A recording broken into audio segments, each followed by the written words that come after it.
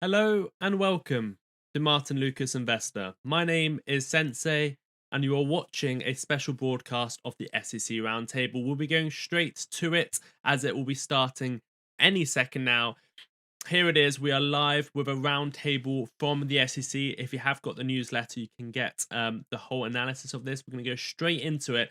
But at the same time, XRP, well, we're waiting for that to go live. At the same time, XRP is crashing to the lowest levels since the 17th of November and approaching the 11th of October when we had that big crash. We'll also be talking about the carry trade as well. There's going to be a massive special edition newsletter to get us prepared for that. We'll be talking about it here as well.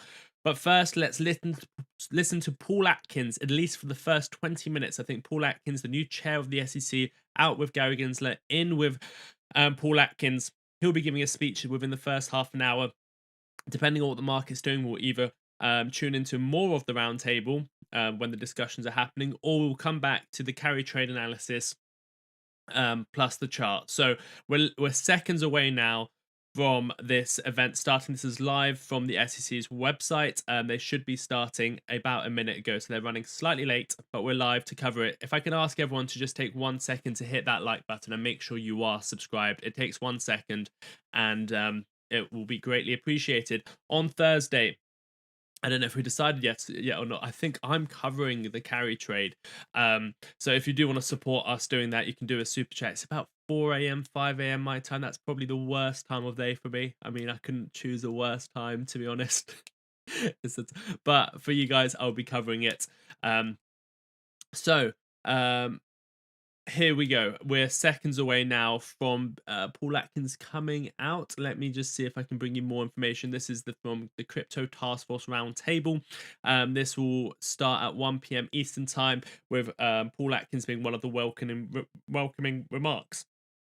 Let me just press that again. Make sure we are. I'm going to refresh this once again. This is the SEC, straight from the SEC. Okay, we've got a little bit of time to talk. Okay, let me go over to your comments while we're waiting for Paul Atkins to take the stage. If you have just tuned in, if I can ask everyone to please hit that like button and subscribe, that would be greatly appreciated. Yolanda says, hit that like button. Thank you. Jerry says, the US government supporting crypto is probably looking like the worst thing ever right now. Yeah, I mean, it's weird, isn't it? This is what I was talking to one of my friends about. I was saying, look, we've had everything you can ask for Bitcoin. We had the ETF come out. We've had governments adopting it. We've had companies taking it as treasuries and issuing debt to buy Bitcoin, and here we are, lower than where we were last year. But then you look at XRP, and it's actually 4 times where it was last year. Even with today's crash, we are still 4 times up. So that, to me, is showing utility over this claim of digital gold. Because remember, Bitcoin is supposed to be the best payments out there. Then it's supposed to be digital gold, and then now there is digital gold. The argument is fading, in my opinion, but there is high utility tokens like XRP, which are still 4 times higher than they were last year. And I want to buy them on discount. So this week, I'm all about where can I buy XRP, carry trade unwinding. If that does happen to a serious extent, then we can get XRP on sale. We're going to bring you special coverage, not only on the live show, but throughout the day and upcoming days on the carry trade. Again, we're not these people to come out and tell you very weird predictions about the carry trade is going to onboard trillions of dollars onto XRP and we're going to get a $10,000 XRP. No, that's not going to happen. What's most likely to happen is if the carry trade does unwind, XRP will crash, but it will allow us to get our limit orders filled and be able to trade that event. So that's what I'm going to be preparing for from today until Thursday. Thursday in the US, about 11 p.m. is sort of that time frame, just to give you an idea. In the UK, it's about 4 5 a.m. to give you that time frame. But if you haven't got the newsletter yet, there will be special coverage on this for you. Let me see if I can just bring up that link and give it to you now. We actually are running a 25% off offer right now for this week. And if you want to get all that carry trade information throughout the week, plus all the information about this event today, plus the daily newsletter, plus the XRP weekly newsletter, plus the one-on-one chats with me, plus the training course, plus the budget planner, debt planner, that's all combined in that. And you can get 25% off right now. Okay, SBC has gone down below $3. Goodbye. I'm so excited to start the portfolio challenge. And you can follow me on the newsletter as well. Not follow me in terms of follow my trades. That's the last thing I'd want you to do. But you can follow my journey on the newsletter. What I'm going to be doing is starting a portfolio. Probably beginning maybe this week if the carry trade does unwind to a serious extent, but ideally from January the 1st. But I'll be ready hopefully by Thursday to start it if needs be. To take £5,000 and turn it into 250,000 like Martyn's done. So I'm going to be doing that, but all my research is going to be in the newsletter as well, plus what I do. Again, not so you can follow me, but so you can see my approach in researching companies.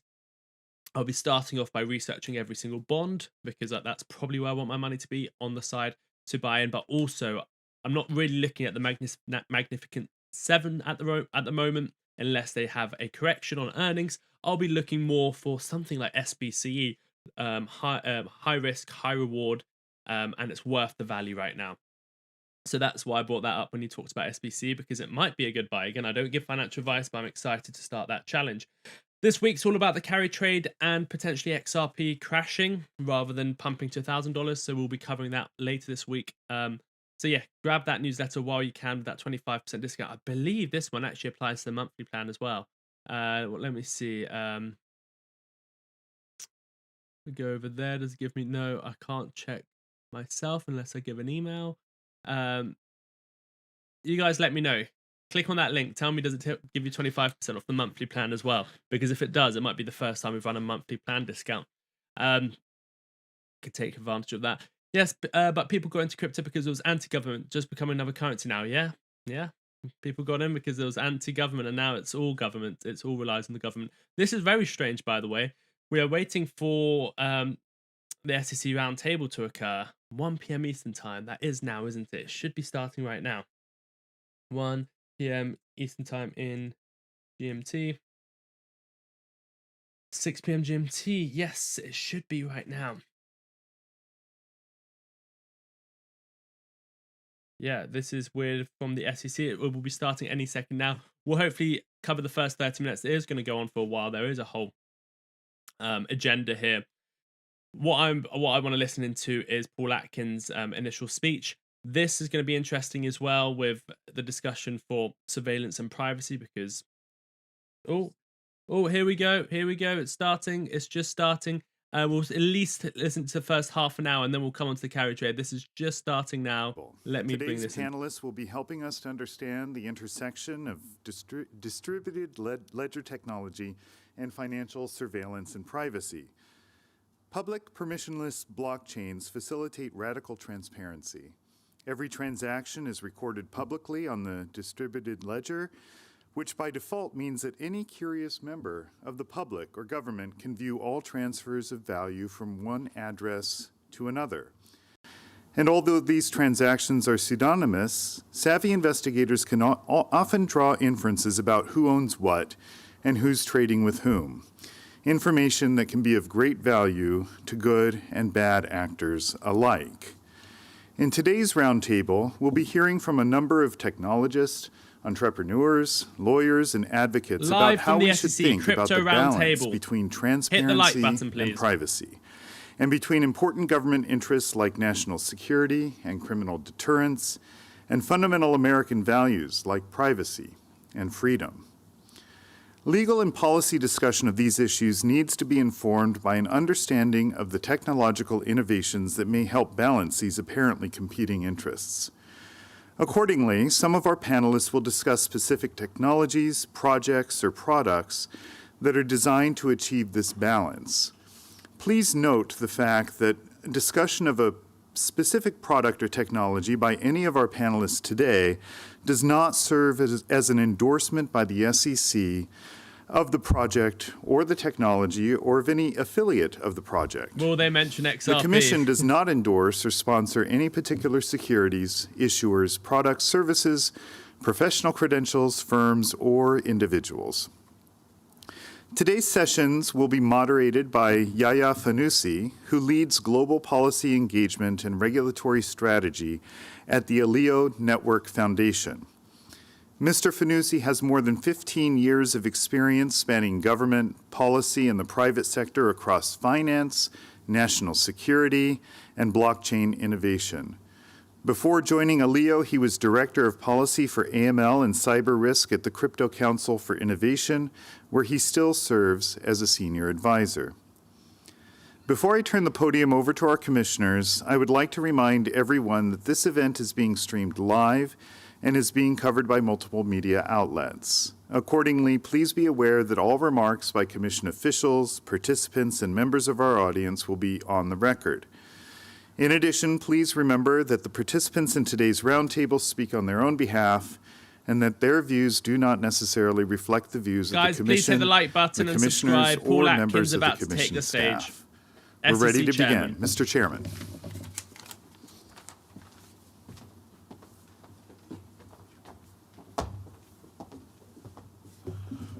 Well, good afternoon, ladies and gentlemen, and thank you for joining us. And Richard, thanks for your introduction to the conference. Let me first begin by thanking Commissioner Hester Peirce and the entire Crypto Task Force for organizing today's roundtable. I should also like to thank our distinguished group of panelists who are brave enough to come to Washington to provide their thoughts on financial privacy in the 21st century. But before I provide my own thoughts, I must echo what Richard just mentioned, that I must note that the views I express here today are my own as chairman and do not necessarily reflect those of the SEC as an institution or those of the other commissioners.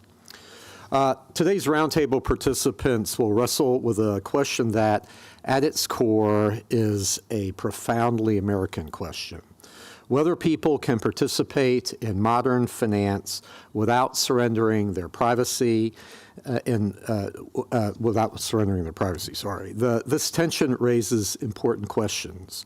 On the one hand, the federal government has an obligation to protect Americans from national security interests and threats, including through measures such as the Bank Secrecy Act, which Treasury and other agencies use to deter illicit finance. On the other hand, being free to conduct one's affairs, including financial affairs, free from government and other surveillance, is a core American value. Crypto has been a forcing function, providing a unique opportunity to consider this question in the context of 21st century technology. Since January, this administration has highlighted the importance of restoring power to individual Americans and entrusting them to manage their own affairs, including when it comes to crypto. For our part, the SEC must confront its own record in balancing investor protection and privacy. The Commission has established tools like the Consolidated Audit Trail, swap data repositories, and Form PF that it asserted were necessary to protect investors, detect fraud, and safeguard our markets. Unfortunately, the federal government's insatiable desire for data has expanded these tools in ways that increasingly put the liberty of American investors at risk and saddle them with costs that too often provide little benefit because the government does not even use all of the information that is submitted. For example, while the Commission created the CAT with a good intention of providing a clearer view of trading across markets, it became a powerful system that moved the SEC closer towards mass surveillance. That is why we have taken steps to scale back some of CAT's most sensitive data elements and to re-examine its scope and its cost. Friedrich von Hayek, in his book, The Fatal Conceit, decried the belief of many in government that the solution to problems is to get enough smart people in a room and then collect enough information that these all-knowing people will somehow forge a perfect solution to the problem at hand based on all of that information. Well, we've seen how poorly, maybe never, that has actually worked in practice. So how right Dr. Hayek was. With the advent of crypto, it's no great leap to imagine a steady migration toward a future where the government and a constellation of intermediaries can peer into almost every dimension of an individual's financial life. While regulators may have a voracious appetite for data, that proclivity is obviously and fundamentally incompatible with the kind of free society that has made America great. Regulators must therefore remain humble and principled as we embrace the opportunities that crypto presents. This is In bullish, the guys. analog era, financial surveillance was naturally constrained by paper records, physical distance, and manual processes. These delays, while inconvenient for the government, naturally limited how much information the Commission could obtain about any American investor. However, these constraints have dramatically diminished in the digital era, which is why today's conversation about crypto and privacy-enhancing technologies is especially important. Public blockchains are more transparent than any legacy financial system ever built. Every movement of value is recorded on a ledger that anyone can inspect. Chain analytics firms are already exceptional at assisting law enforcement with linking on-chain activity to off-chain identities. In other words, pushed in the wrong direction, crypto could become the most powerful financial surveillance architecture ever invented. Indeed, if the instinct of the government is to treat every wallet like a broker, every piece of software as an exchange, every transaction as a reportable event, right now. and every Jerry, protocol as a convenient surveillance node, then the government will transform this ecosystem into a financial panopticon. At the same time, this technology allows for privacy-preserving tools that the analog world could not provide, such as zero-knowledge proofs, selective disclosure, and wallet designs that allow users to prove compliance without handing over their entire financial history or personal details to intermediaries or to the government.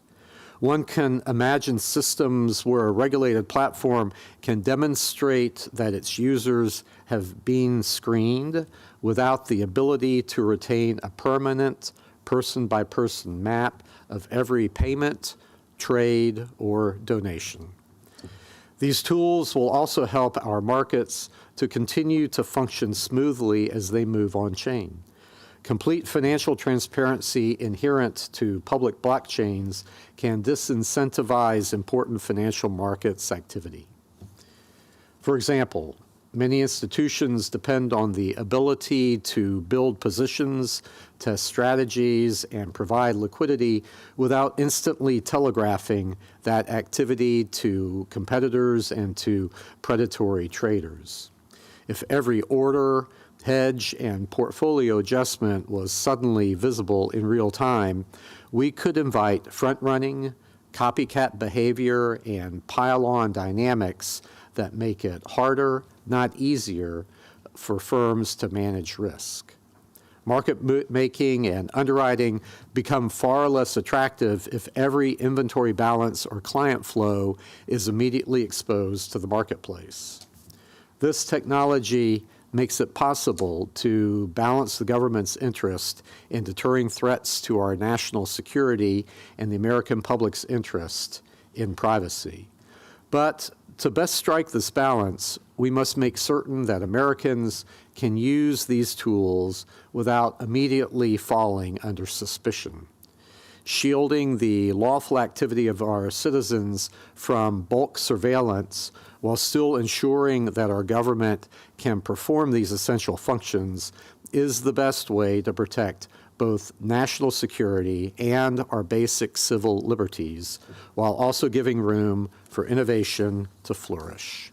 So the stakes here are high, and the questions before us carry profound and enduring implications. As we begin this roundtable, I am eager to hear more from our panelists about how we as a commission can protect Americans' privacy, as well as how crypto's privacy tools can lessen rather than increase the need for mass financial surveillance. Together, I am confident that we can shape a framework that ensures that neither technological nor financial advancements will come at the expense of personal freedoms. Unfortunately, other obligations are going to prevent me from attending the entire conference, but I'm thrilled to have been here to see you all today. And anyway, I thank you for your time and attendance, and I look forward to a robust discussion ahead and to reading what you all have to say. Thank you very much. Okay, we're going on to the carry trade. We're going on to the roundtable now. Then we will come on to the analysis for the carry trade. Then we'll come on to the XRP crash right now. Then we'll talk about silver. So stay with us, hit that like button and subscribe. Let me know what you want in the chat. Here we go. Let me echo the chairman's Let's thank begin yous this. to the Hit the Crypto like Task button, Force please. and the many others for organizing today's event, as well as for all of our panelists and participants, both here at the SEC as well as those watching the live stream. Today's roundtable on financial surveillance and privacy focuses on a topic of fundamental concern to Americans. American history reflects a deep skepticism with regard to government intrusion in the private lives of individuals. Our founders sought to protect this interest in liberty by enacting the Fourth Amendment to the U.S. Constitution, which safeguards the right of the people to be secure in their persons, houses, papers, and effects from unreasonable searches and seizures. However, as Justice Antonin Scalia noted in his 2001 majority opinion in Kyllo versus United States, quote, "It would be foolish to contend that the degree of privacy secured to citizens by the Fourth Amendment has been entirely unaffected by the advance of technology," unquote. The question, he continued, is what limits are there upon this power of technology to shrink the realm of guaranteed privacy? Brad Garlinghouse has just Technological tweeted. advances promote financial market efficiency by decreasing transaction speed and increasing personal convenience. Today, individuals can transmit funds to family members and friends via mobile phones, while also employing such technologies for more complex financial transactions, such as protocol staking in crypto assets or storing value in such assets. In addition to offering speed and convenience-related advantages, such technologies can also reduce the need for intermediaries. These attributes raise questions insofar as how the Bank Secrecy Act should be applied or revised. Surveillance by governmental and private entities raises fundamental questions about the nature of individual privacy, as it should. Indiscriminate collection of vast amounts of personal data is inconsistent with a framework that values privacy and financial independence. The sheer scale of individual personal data that can be gathered and aggregated creates a tantalizing opportunity for abuse. This data can reveal sensitive information about financial and personal habits and individual preferences. The rise of new financial technologies means that we must continuously evaluate how to protect privacy and individual freedom for innocent Americans, especially when there will always be criminals and other bad actors that seek to use such technologies to harm others. How does the government balance the need to protect society against those persons while preserving privacy, freedom, and liberty for others? Furthermore, to what extent can financial technologies We'll go over that in a second. increase individual privacy? Can tools such as zero-knowledge proofs provide verification tools while enhancing privacy rights? We must strive to promote a financial system that is both innovative and respectful of privacy and individual rights. Effective regulation can strengthen financial markets, promote economic stability by isolating wrongdoing, and protect consumers, while permitting the development of innovation that creates desired services and cost efficiencies. However, we should be mindful of not permitting a regulatory framework that creates an omnipotent financial surveillance system that instills fear of constant monitoring in every American. So thank you again very much for your time, especially coming to DC in this very, very cold, on this very cold day. Thank you for making it through all the ice and snow. Okay, we're going to do a bit of both. The poll. Please vote in the poll. There's only 76 votes so far. Vote in it. Let me know what you want me to do. Shall we carry on with just this? Shall we do the carry trade and XRP chart? or a bit of both? Let me know, because this is, we love this commissioner from the SEC. Crypto-friendly commissioner. Please hit the like button and subscribe. And Richard for kicking us off. And thank you all for joining us, whether in person or online. We're excited to be here for our 6th roundtable today. Thank you especially to our moderator, Yahya Fanusi, and the panelists, the fabulous panelists that you'll be hearing from later today. And happy Bill of Rights Day. Last time when I spoke at length about privacy, I told the story of my grandfather in a telephone conversation of his that ended up being not so private. But my other grandfather lived on the other side of the ocean in the northern part of the Netherlands in a province called Friesland. And during the Nazi occupation, a German officer knocked on the door of the house, and he said he wanted his girlfriend to live in that house. So my mother, who was a very young girl at the time, was paraded in front of this German officer, and they said, "Look at this little girl. There are many more runny-nosed children where she came from. Are you sure you want your girlfriend to live in this house?"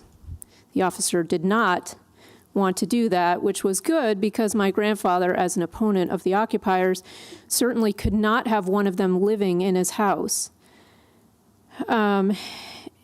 So even in less dire times, when the stakes are much lower than they were there, the idea of having an uninvited stranger living in your house, watching everything you do, is completely unthinkable. In this country, people have an expectation of privacy in their homes. The law sets up barriers to make it difficult for government surveillance of people suspected of no wrongdoing. But oddly, similar expectations and protections of privacy do not exist for our financial lives. The lack of privacy in this area of our lives is puzzling. After all, a walk through someone's financial transactions will tell the government, or someone else looking, potentially even more about someone than would a walk through her house. Legal developments, most notably the third-party doctrine, and the decades-long cultivation of an anti-financial privacy ethos in our national consciousness has made mass surveillance routine when it comes to our financial system. People assume, often correctly, that the government is watching their financial transactions, and they shrug it off. "I have nothing to hide," they say. Our national degradation of financial privacy and the rules that embody it are overdue for a change, and crypto is helping to nudge a reassessment. On the one hand, crypto opens new possibilities crypto, Mum. This for is crypto, transactions Mum. without financial intermediaries. Can everyone say we love crypto, Mum, in the chat? Financial surveillance. Can everyone say we love crypto, Mum? This is live. We're now going to be 5 seconds behind, but yeah, everyone say we love crypto, Mum. This is crypto, Mum, one of the SEC commissioners. We're going to come on to XRP and the carry trade, but let's just listen to this. Let's begin the crypto roundtable, and then we'll come on to the XRP analysis. Traditional channels. On the other hand, as has been mentioned, the public blockchains on which many crypto transactions take place are viewable by everyone, which creates a demand for privacy-protecting tools. Accordingly, as crypto usage increases, the public and relevant government agencies need to rethink when and how financial transactions are surveilled.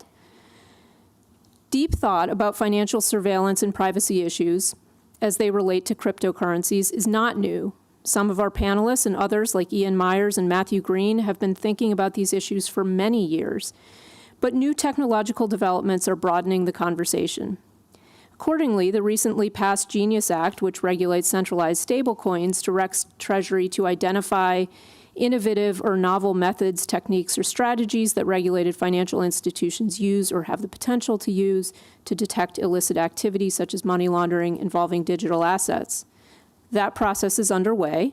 Also in process are efforts to develop tools to enable law-abiding citizens to live private lives and protect themselves from bad actors. Some of them have been mentioned already today: zero-knowledge proofs. Mixers are another example. They enable people to make charitable donations, get paid, lend money to a friend, or engage in other legal transactions without telegraphing them to the world. And decentralized physical infrastructure networks, or DePIN, provide essential services without a central actor who can withhold these services to disfavored from disfavored people. At today's roundtable, we'll hear about these and other new technologies designed to protect the privacy of transactions occurring on public blockchains and to streamline compliance.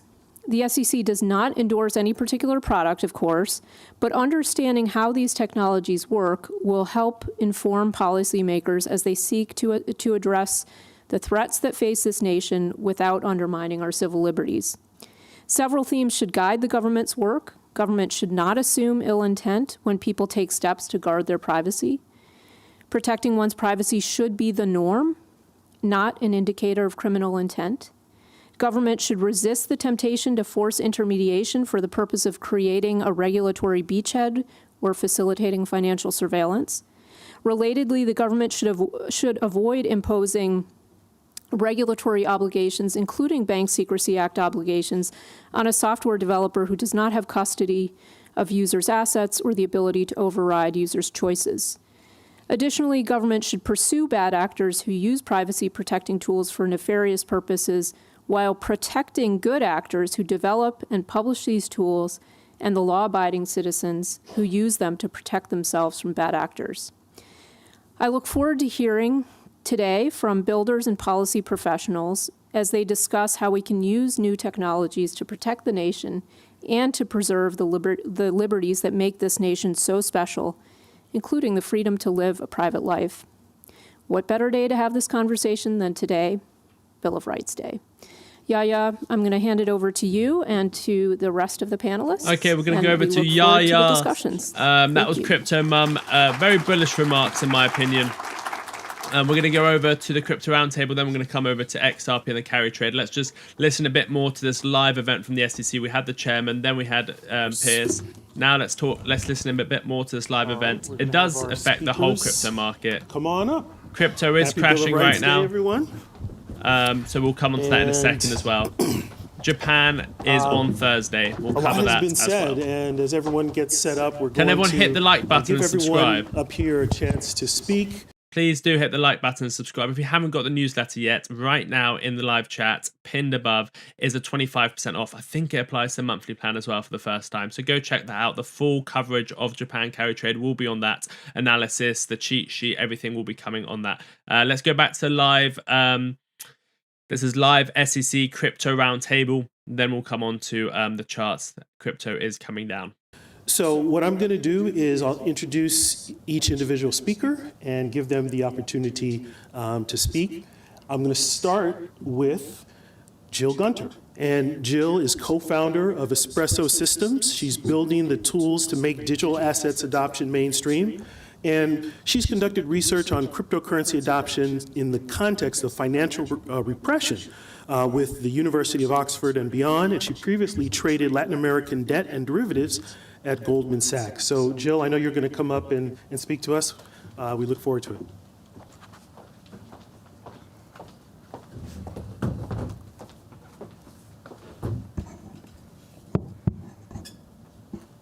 Thank you.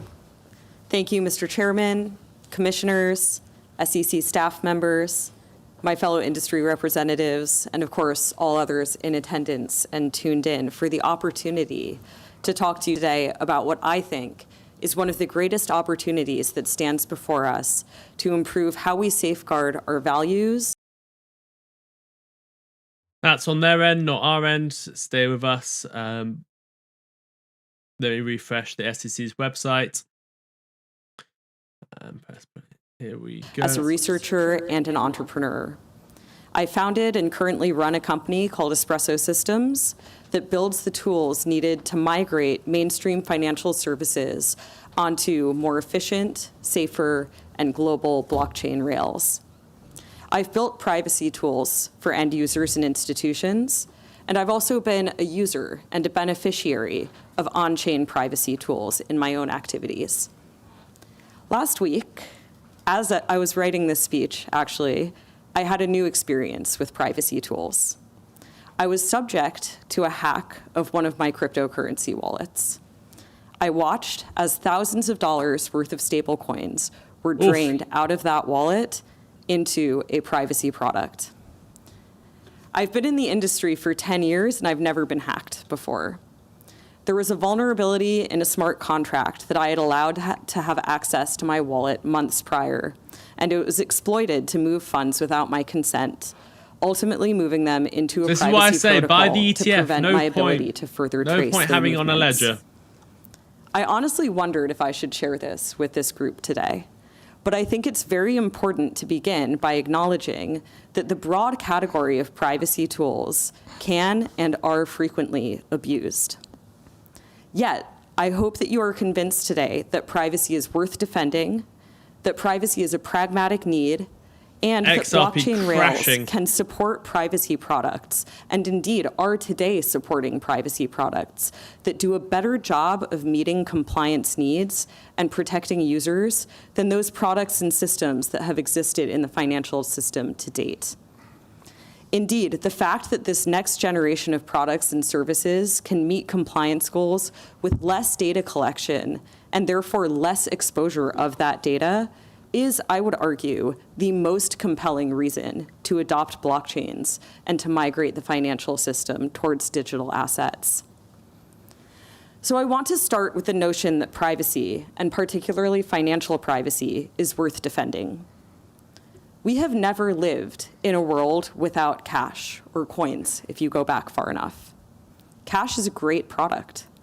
Cash is an anonymous, bearer asset that's transacted peer-to-peer and therefore naturally protects the privacy of the user. But of course, cash is being phased out. More than ever, our lives are lived online, meaning an unprecedented amount of data is being collected on us, and particularly with the advent of consumer AI, is being made both legible and actionable to all kinds of entities. We don't need to jump straight to George Orwell to understand why we might want peer-to-peer private payments. We can look to reality in countries like China, which have implemented financial and social credit scoring based in part on the transaction histories of individuals. We can look also to countries with capital controls, places like Venezuela, where it's well-documented phenomenon that these policies, like capital controls, have outsized harm on the average person. In these places, the elite, the well-connected, the important institutions in those societies, they always have the means, and have for a long time had the means, of tunneling around policies like capital controls. Meanwhile, the average student, mother, small business owner is trapped in a broken system and an inflating currency. And cryptocurrency in the form of Bitcoin or stablecoins has for some time served as an important reprieve for these people. It's offered an escape hatch accessible to anyone with an internet connection, not just those personally well-connected in the oft-corrupt banking or government sectors in these regimes. The success of cryptocurrencies in securing civil liberties and as a mechanism for protecting civilians and humanitarian access is manifest not just in Venezuela, but amongst protesters in Canada who were shut off from their own financial accounts, to aid workers in Ukraine who initially struggled to raise resources in the fog of war, but ended up raising over $200 million of cryptocurrency in a matter of weeks to support their movement. Yet wherever there has been this success, I have found through my research that there has also been anxiety about the transparency of the blockchain technology that underpins it. Fortunately, for those whose lives, quite literally in some cases, have depended on it, privacy tools for digital assets have been live for the last decade and are only continuing to proliferate. But privacy is not just a moral imperative. It's not solely useful for the protection of civil liberties or as a dissident technology. Privacy is also, as we know, a practical requirement for the functioning of any financial system. You can see this at the individual level as well as at the institutional level. As was mentioned, I started my career as a bond trader on Wall Street, and there I saw firsthand the degree to which our financial system runs on trusted intermediaries. In so many areas of finance, we depend on middlemen to facilitate transactions and trades. And these middlemen become privy to all kinds of data, and they're not always equipped or incentivized to protect that data appropriately. Now, blockchains, of course, obviate middlemen in digital transactions, removing brokers by allowing counterparties to interact directly, and reducing clearing and settlement processes to computer programs that are run by nodes around the world. But blockchains not only do this, but they also enable new classes of technology that can support fresh paradigms around dynamics of identity. Through state-of-the-art implementations of cryptographic tools like zero-knowledge proofs and multi-party computation, we can prove all manner of things about ourselves, our institutions, or our portfolios without handing over credentials. We can prove that we are over the age of 21, according to our state-issued passport, without ever showing that passport itself. On a bigger scale, a bank can prove to the world that it meets its reserve requirements without publicly disclosing the details of its audit. A trading counterparty can have wrong-way risk exposure without revealing the identity of the institution. A fund manager can prove in real time that the assets in its portfolio meet the fund's mandate without compromising their competitive edge and disclosing the precise securities that it holds. We're getting ready for the carry trade, guys. Please hit the like button and subscribe. Are number one, getting the world. We're going to carry on with this. This is the live crypto roundtable. We had Paul Atkins, crypto mum, on the stage. Let's continue with this, but in the background, XRP is crashing to lows. So is Bitcoin. We're getting prepared for the carry trade. Stay with us and we'll do the full analysis. Let's go back to what's live right now. The 2008 financial crisis. If everyone can, just please hit the like button and subscribe. Make sure you get the newsletter right now, 25% off. There is a free version as well. We'll be covering the whole carry trade and the cheat sheet for the carry trade as well. It's all going to be in the newsletter, all the charts you need to know. So do grab the newsletter. It's live in the chat right now. This counterparty risk accurately in real time. The bottleneck was partly technological, with each institution running its own database with largely manual, human-led end-of-day reconciliation processes. But it was also partly due to the incentives of the institutions to maintain privacy over proprietary strategies and positions. Blockchains have exhibited no such issues. For all of the price volatility that blockchains have borne witness to over the last decade, liquidations in the decentralized financial sphere have consistently been orderly due to the fact that the risk in the system can be witnessed in real time and dealt with in real time. I want to emphasize that this does not change when you introduce privacy tools into these systems. Even when identities or amounts or assets are obfuscated, encrypted computation and zero-knowledge proofs give us the tools to still support real-time audits. The privacy products pioneered by the cryptocurrency and digital asset space provide us with the tools to solve. Okay, stay with us. This is straight from the SEC. This issue is straight from the SEC. So what I'm going to do is refresh the SEC's page. We're going to go straight back into it if they have. You'll hear in a moment from the founder of Zcash, the project that invented the very notion of on-chain privacy a decade ago and has driven much of the product innovation in the space. Other projects like Aztec and World and Self Protocol are driving real-world adoption of verifiable digital identity with ever-increasing importance in a world rife with data breaches and with bots. Oxbow, with its privacy pools product, has developed a pragmatic approach to offer on-chain privacy to legitimate users while excluding illicit actors, like whoever hacked my account. I could go on, but I'll cede my time to let the other builders in the room speak for themselves. I have been a builder and a user of privacy products in crypto. As of last week, you could also say that I've been a victim of a bad actor who made off with my funds behind the shield of a privacy protocol. And yet, I feel more conviction than ever that the great work being done by the founders, inventors, and advocates that we're surrounded by today will protect users, enable fair financial markets, and meet risk management goals better than we do today, both within crypto and in the context of the broader global economy. Thank you. Very interesting. I like that a lot.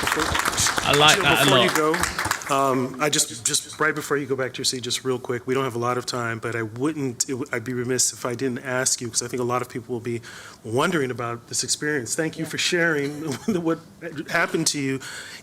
Any advice, what is the lesson that you would share for those who are either in this space or considering and exploring this space? What advice do you have so that they can mitigate that risk of an exploit that you dealt with last week? Yeah, thank you. And I want to emphasize, I mean, I have been working in this industry for a decade and never been hacked. So I wish the same for everyone here. I think that, if you are looking to get into the cryptocurrency space as a user, I think that the reality is that a lot of the products that have been built to date have been built with the notion of self-sovereignty in mind. So replicating cash. And just the same way that you have to be very diligent with your security if you're carrying cash around, perhaps, in fact, I should not have had that much digital cash in that wallet at that moment. You have to have that same level of vigilance. Self-sovereignty is expensive from a security perspective, but it's nonetheless deeply, deeply valuable. I would say for builders in this space, I have been, even just in the last 72 hours or so since this experience happened to me, I've been blown away by the receptivity of my fellow entrepreneurs and builders and developers in this space. I have actually been in touch directly with some of the folks who have built the privacy protocol into which my funds disappeared. They do have some safeguards. If I had caught this within 24 hours, they would have been able to actually halt the transaction. I was not so lucky this time. But I'm talking to them about, okay, what is the appropriate sort of duration of time that we should be able to have those types of buffers and safeguards in place. And so that's something that I really want to emphasize, is that I think that across the board, entrepreneurs in this space are very receptive to that kind of feedback. Thank you, Jill.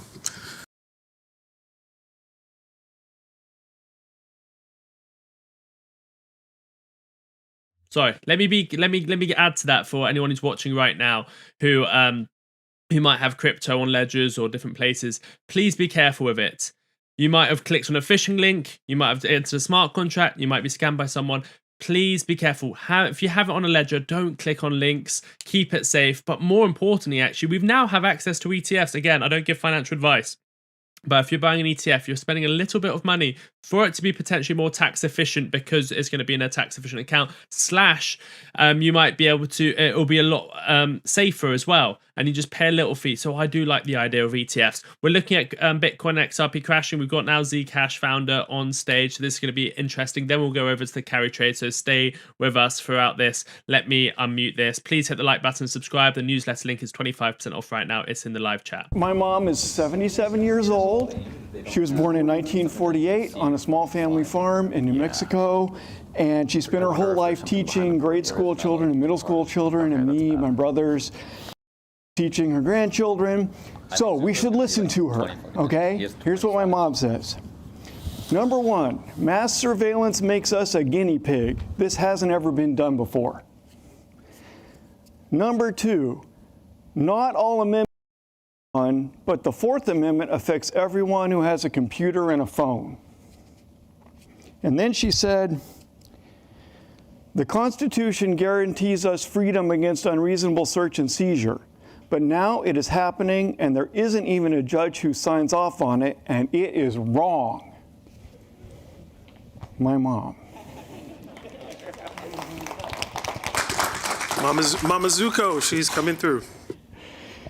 Okay, so I'm really glad to be here. The first thing I got to get out of the way is that so Zcash. Okay, first I got to tell you what Zcash is.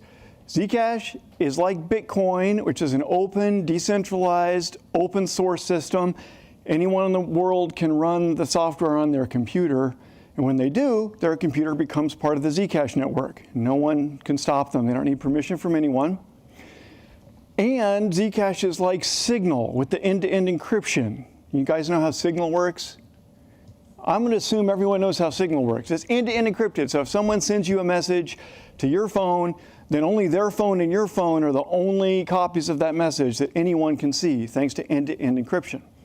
So Zcash is a combination of Bitcoin, open network, and Signal end-to-end Let's have a encryption. look. Let's see if it's trading as a coin. And the other fact about Zcash is there's only 21 million Zcash coins, just like there's only 21 million Bitcoins. Now, we created Zcash. Zcash is pumping, guys. 8, 9, 10 years ago at this point. Along the way, we had to productionize this technology called zero-knowledge proofs, which I think every speaker has mentioned so far. We took it from being a theoretical computer science idea to being a chart looks really good, industrial-grade product that you could rely on.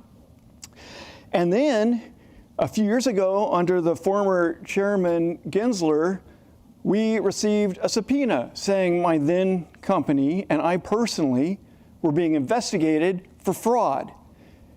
And I was angry about that, and I'm still angry about it because it was unjust, and it was an insult to my character.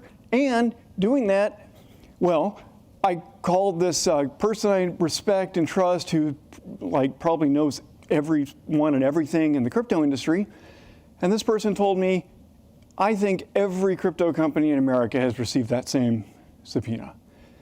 And he said, I actually suspect that their motivation is just to bleed innocent American crypto companies with legal fees.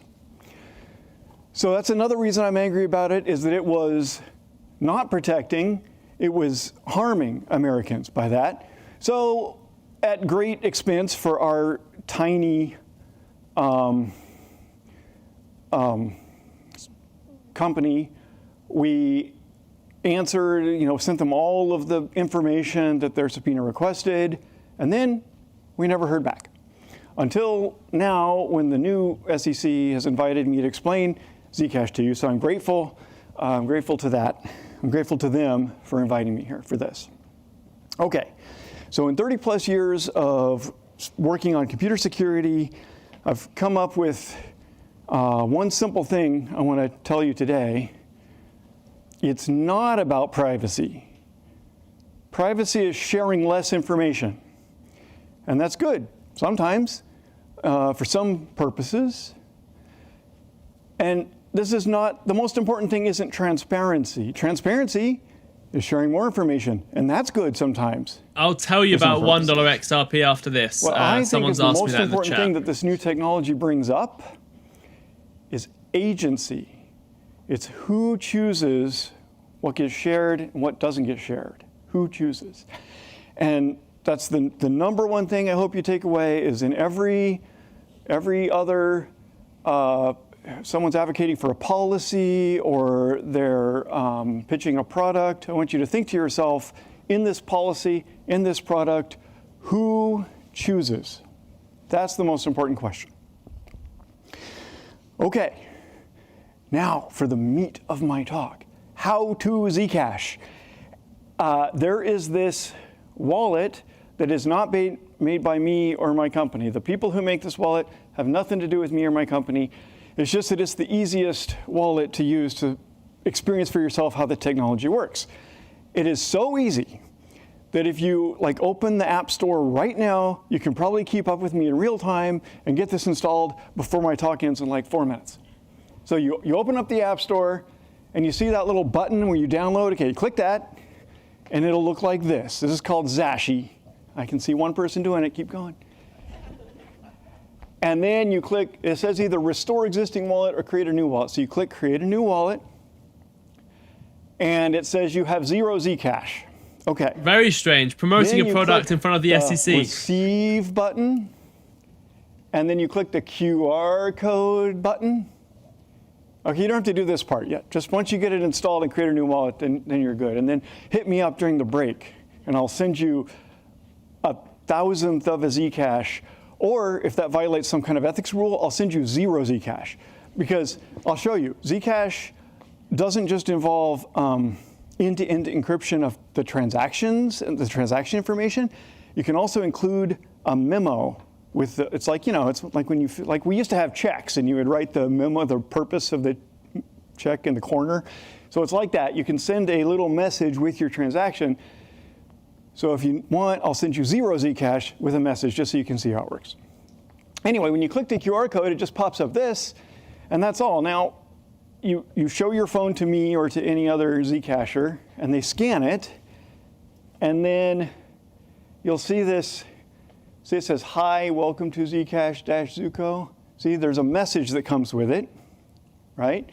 And now at this point, you have 0.001 Zcash in your phone, and this is the most high agency money you can have because it's purely digital, it works over the internet, and because of the question of who chooses, right? This 0.001 Zcash, no one in the world other than you with your phone, see this button that says send? No one else can push that button but you, right? So what is done with this money at this point is your and your alone moral responsibility. And the unique thing about Zcash that we had to do all this computer science years ago is that history. See, it trying to says bounce now on crypto. 0.001 Zcash earlier XRP today, and Bitcoin on the history of screen. incoming and outgoing transactions. Who chooses how this information is shared? Who gets to see your history of transactions? Do you want to show it to your accountant or to your mom or to your friend or to proper subpoena or search warrant or something? Who chooses all that? Just like with the pay button, there is no one else in the world that can click the share button. Anyone who is just you, who owns and controls your phone, is the only answer currently in Zcash to the question of who chooses. That's it. That wallet was made by someone else. They deserve all the credit. This is me. And don't forget, think about everything from that perspective. Thank you for listening. Thank you, Zooko. And I have a question for you as you head back to your seat. So does Mama Zooko use Zcash? Oh yeah. Yeah? All right. Oh yeah, all the time. She's a pro. All right. Okay. Good. Not far from You can buy burritos from Chipotle with Zcash. Okay. She takes me out for lunch. All right. Thank you. So next on continuing our speaker here, we have Co. Co is CEO of the Alio Network. Next we have Co. Co is CEO of the Alio Network Foundation and previously served as head of special projects and business development at MobileCoin. He has served honorably in the U.S. Navy and is presently in the U.S. Naval Reserves. Take it away, Co. Test us. Okay, here we go. Next person on the roundtable. Please hit the like button and subscribe. We're coming on to my name is Co, and I'm the CEO of the Alio Network Foundation. Today I'm going to discuss what we call smart money and smart privacy. To frame this discussion, I want to distinguish between two types of blockchains. We have open blockchains and closed blockchains. Other ways you might hear them described are permissionless blockchains and permissioned, decentralized or centralized. At a high level, the easiest way to think about this is to think about the difference between the internet or intranets. Open blockchains or decentralized blockchains, actually I'm going to start with closed blockchains. Closed blockchains and permission blockchains are like corporate intranets. They require you to, someone needs to allow you to join them, and they're walled off from the rest of the world. Also, innovation is limited to whatever the owner of that network allows. This guy seems a bit nervous, but I like what he's saying. He's explaining it. Open blockchains or decentralized blockchains are much more akin to the open web. Anyone with an internet connection, that, like the commissioner previously mentioned, is able to access and participate in those networks. For the purposes of this discussion, we're going to be focused on open, decentralized blockchains because we believe those are the optimal blockchains or the optimal paths to build a truly global financial network. Within the open blockchain ecosystems, we've seen an evolution across two axes. I'm added Zcash to my watch list. We have programmability, and the other axis we have privacy. At the top left, we have Bitcoin, which is not programmable and fully exposed. Every single transaction that's ever occurred on the Bitcoin network is publicly visible on a ledger for everyone to see. Right below Bitcoin, we have Zcash, which is what Zooko just demoed. Zcash is encrypted Bitcoin. At the top right, we have Ethereum. Ethereum is Bitcoin, but they added smart contracts. Ethereum is programmable. What does that mean? It means that Ethereum allows for counterparties to send tokens back and forth, just like Bitcoin, do much more than just send tokens. You can do swaps, you can trade, you can lend assets, you can take loans, you can issue new assets, real-world assets. You can issue tokenized equities. Programmable blockchains like Ethereum enabled something what we call decentralized finance, or DeFi. And most importantly, they led to the rise of stablecoins.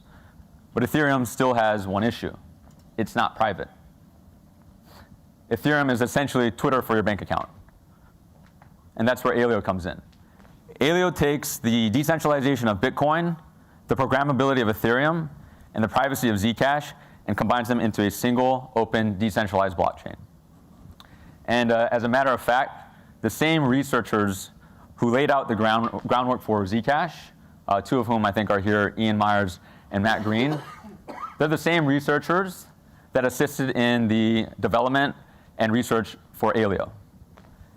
After they launched Zcash, I'm adding this to my watch list as well. Here we go. Without programmability was going to be insufficient for 21st century finance. And so Aleo is an answer to that solution, or to that problem.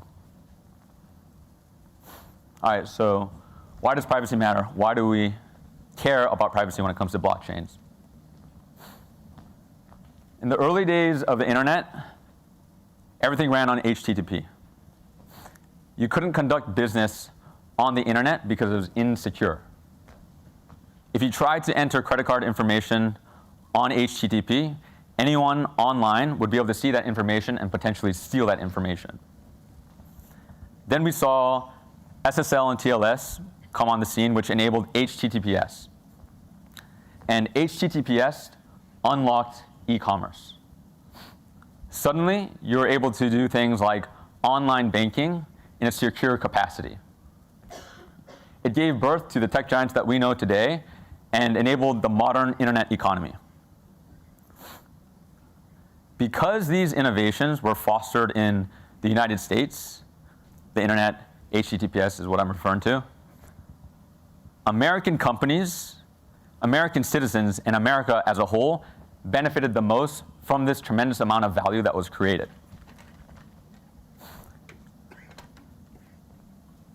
And we find ourselves at a similar juncture right now in terms of Web3 and crypto. We're at the cusp of that same transition of going from the HTTP world of crypto, where everything is exposed and transparent, to privacy-preserving blockchains, or what we call internally as the HTTPS of crypto. You can think of Aleo as an HTTPS layer. Super useful roundtable. Look at this.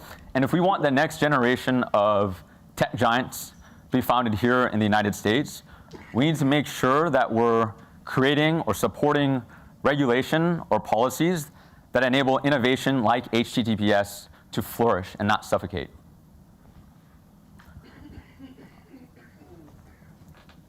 Need some water, Paul? All right.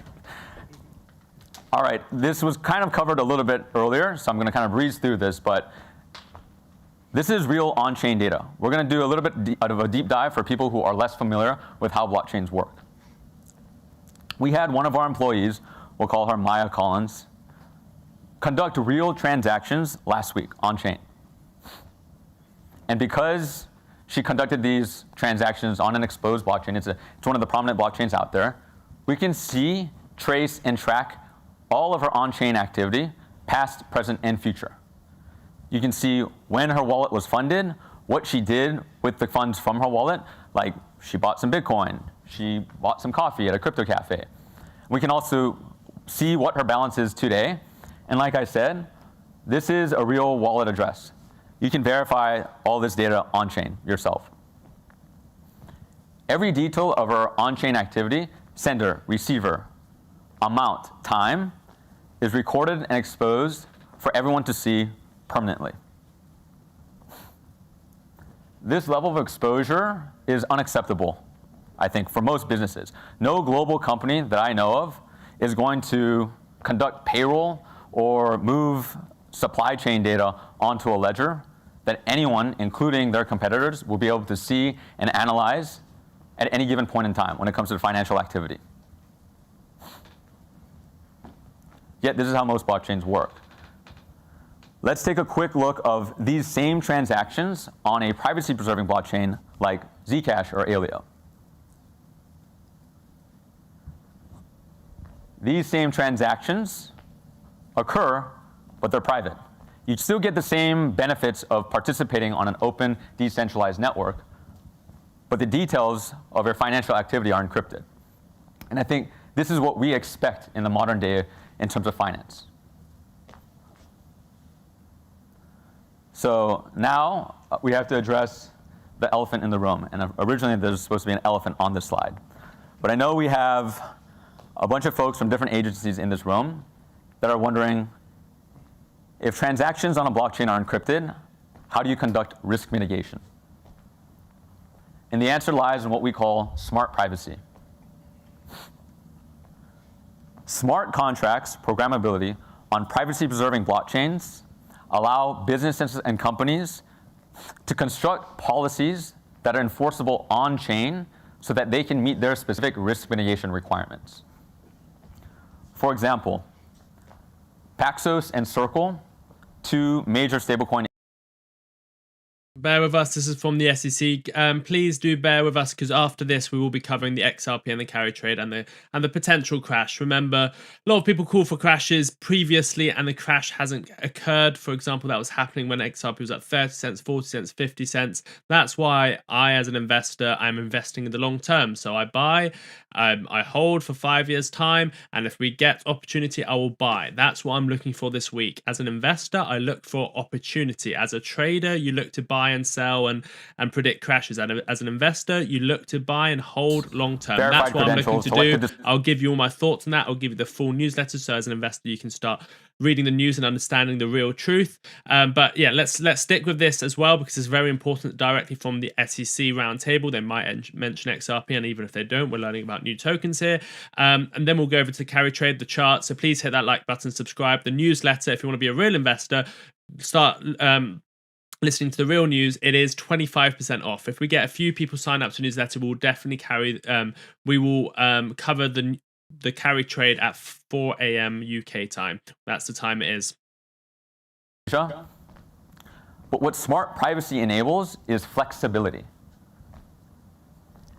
It allows for builders, companies, and businesses to come up with acute solutions without breaking the main benefits of participating on an open global network. I think Nikhil and Wayne are actually going to go a little bit deeper into some of the risk mitigation that occurs on-chain, so I'll let them do that during their presentations. But in closing here, smart money and smart privacy on open, decentralized blockchains unlock the next generation of payments and commerce. We know that a form of privacy is inevitable. The question is, which one do we adopt and how do we get there? Are we going to force finance into closed permission systems, walled gardens that are going to be run by corporations or foreign entities? Or are we going to embrace open systems that embody economic or American ideals like freedom and innovation? The US is in a unique position to lead here. But if regulation or policies are overly constrictive or narrow, builders, companies, and businesses are going to move offshore, and we'll miss out on Web3. And with that, we'll miss out on all the innovation and value creation that occurs. But I'm optimistic. That's why I'm here engaging. Thank you very much for the SEC for having us. And I think actually, just for anyone who's here, we have a happy hour at the end of all of this, just so you guys know that some of the panelists co-sponsored. If you guys have any questions, feel free to reach out. Meet us there. Thank you. Thank you. Thank you, Ko. And as you go back, before you sit down, you said something. You said the U.S. is in the position or a position to lead. Break that down for us. Why? Because all the tech talent of the world is still, the center of gravity is the United States. Period. The end, right? The US leads innovation on multiple different tech industries, including crypto. Thank you. Thanks, Ko. Next, coming up will be Simon Letort.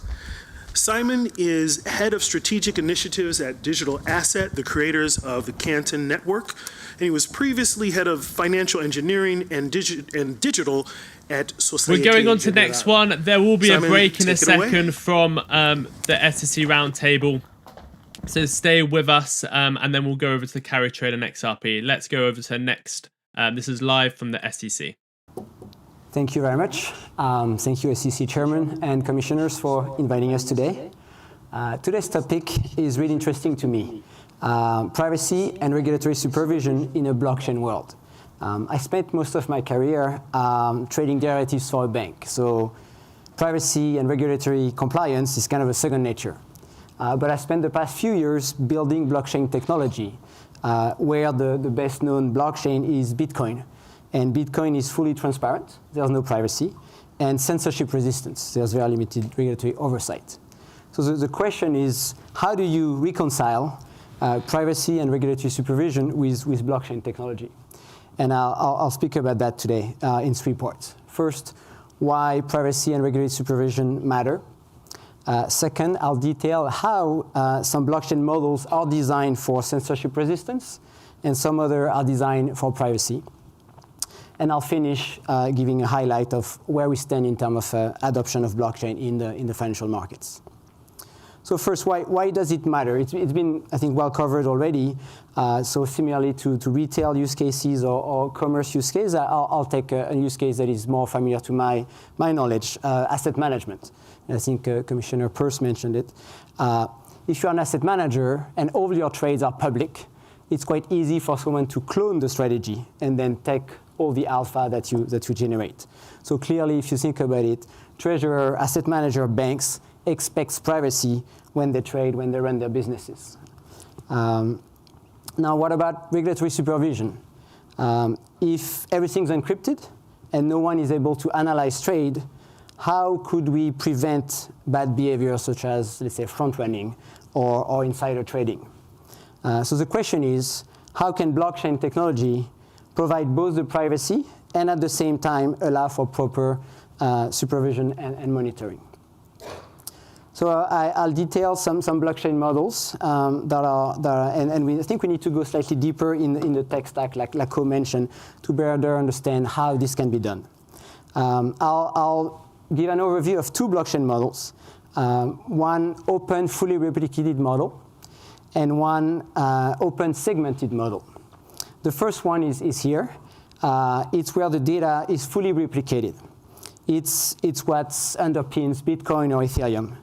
So let's have a look. You have a user that creates a transaction, and that transaction, that smart contract, is replicated on all the nodes in the network.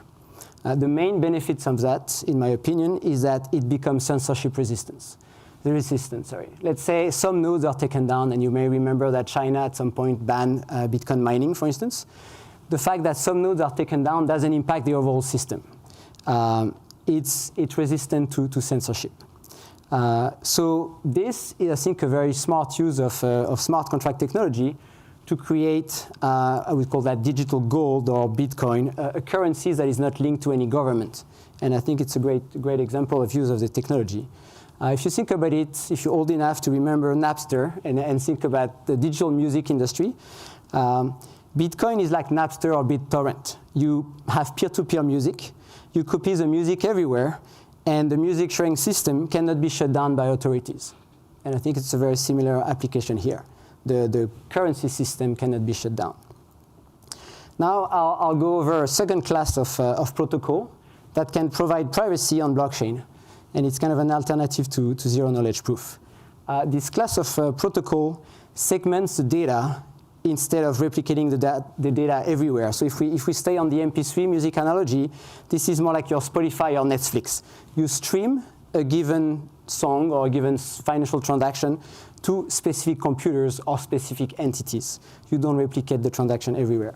So here we can have party A on the top left trading with party B on the top right. The smart contract is created. The data is encrypted and routed through a set of entities to the counterparties that are involved. So here just party A of party B, but you can imagine that the custodians of that asset manager could be involved. Potentially the regulator could be involved and receive some part of the transactions. That has a main benefit. Of course, the first is privacy. Only the entities involved in a given transaction are aware of the details of the transaction. It also provides the ability to properly supervise. As I said, some subset of the data could be sent to the relevant supervising entity. So if it's a US security, it would go to the SEC. If it's a European security, it would go to the European regulation. There will be no full transmission of the entire data to like an omniscient database. And a side benefit is scalability, which is important when we're talking about institutional financial markets. With this data segmentation, it's easy to parallel process transaction. You can imagine that entity C would trade with entity D at the bottom at the same time as A and B would be trading. This is not really possible in the fully replicated model when you need to wait the entire network to have reached consensus to process the next transaction. So the scalability in terms of parallel processing is pretty strong with that model. And in addition, in terms of data storage, if you think that you have to store all the transactions everywhere, this becomes a very challenging data storage topic. Imagine that you have the Netflix catalog of movies on everybody's computer. That doesn't really work. And to continue kind of demystifying the technology and how do you provide blockchain with privacy, I'm giving here an example of how a smart contract looks like when you implement privacy. The top part are the terms and conditions. So you have the name of the asset. Guys, please hit the like button and subscribe. I think this is the last one. The issuer. You have some identifier, let's say a QSIP and ISIN, maybe the coupon rate of that bond. So that's the top part, description. The middle part is kind of who signs, who observe. Think about DocuSign. It's the people who sign the contract and the people who receive the copy of the contract. So you define here who are the parties that are able to act on the contract. And the bottom part is kind of the life cycle. What action can be done on that asset? Here you can see a transfer action is possible. So you can transfer the asset, and you define who can do it. Who controls that transfer? The controller is called the owner. So whoever owns that asset at that time is able to transfer that asset. And who's informed? Maybe the regulator is an observer and can receive a copy of the trade details or a subset of the trade details.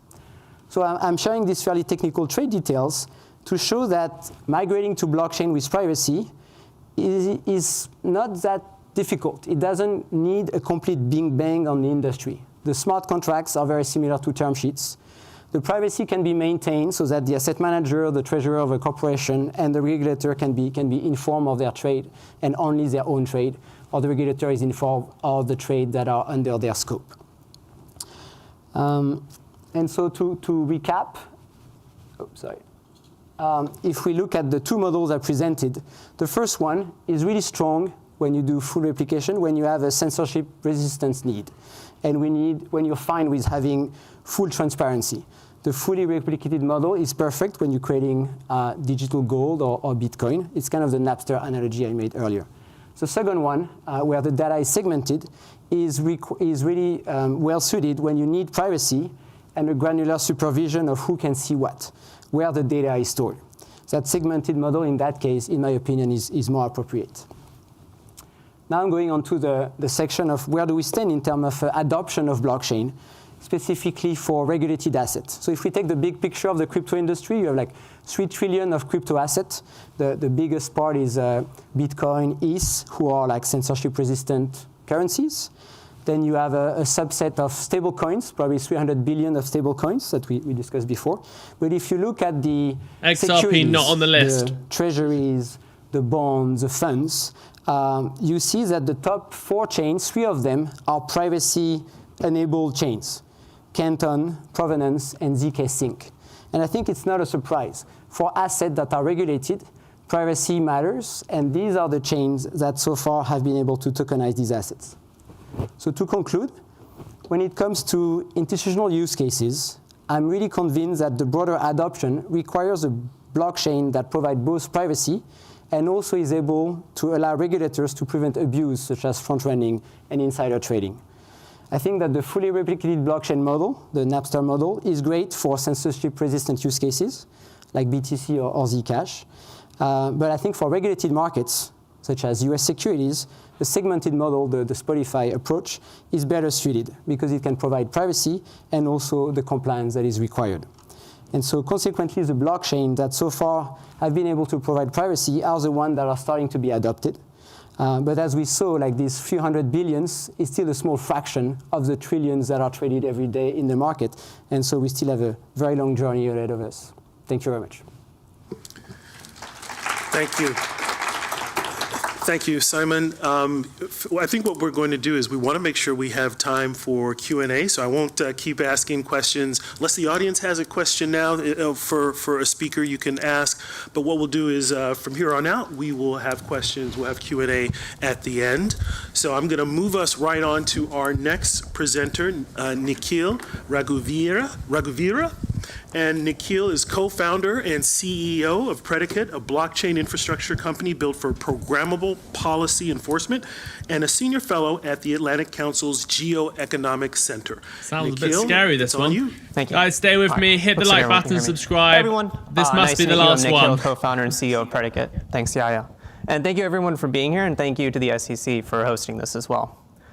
All right, so what I'll be talking about is on tokenized securities, right? We're at the SEC, so I thought it would make sense for us to talk a little bit about how that might be possible. All right, so I think some of the core fundamental pieces really for how we should be thinking about a tokenized securities market in the first place when it comes to blockchains is first, of course, it being issued on a blockchain, right? That's where we have to start from.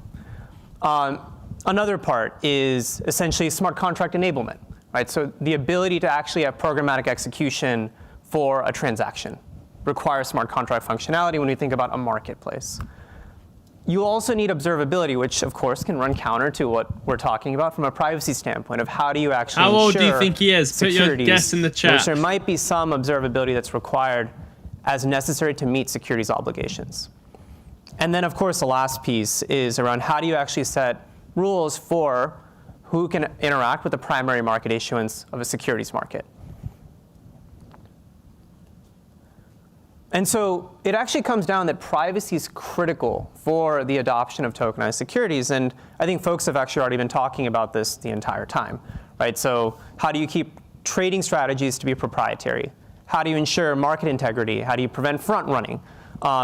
And if we look at live blockchains that enable full privacy, it would be folks like Aleo, as well as Canton. But then I think this is where we have to start really thinking about the more complex part, right? So a regulated market, if you're going to build tokenized securities, really requires permissionless infrastructure. And I want to emphasize that. If everyone walks out of this room and thinks that, oh, great, you should have tokenized securities on a fully permissioned system that is centralized, that would be the wrong takeaway from this talk. The real thing here is actually that it should be built on permissionless infrastructure. And there's a reason for that. And I think some of this text got disappeared at the top. But the first part is that when we really think about it, permissionless infrastructure allows for interoperable liquidity across jurisdictions.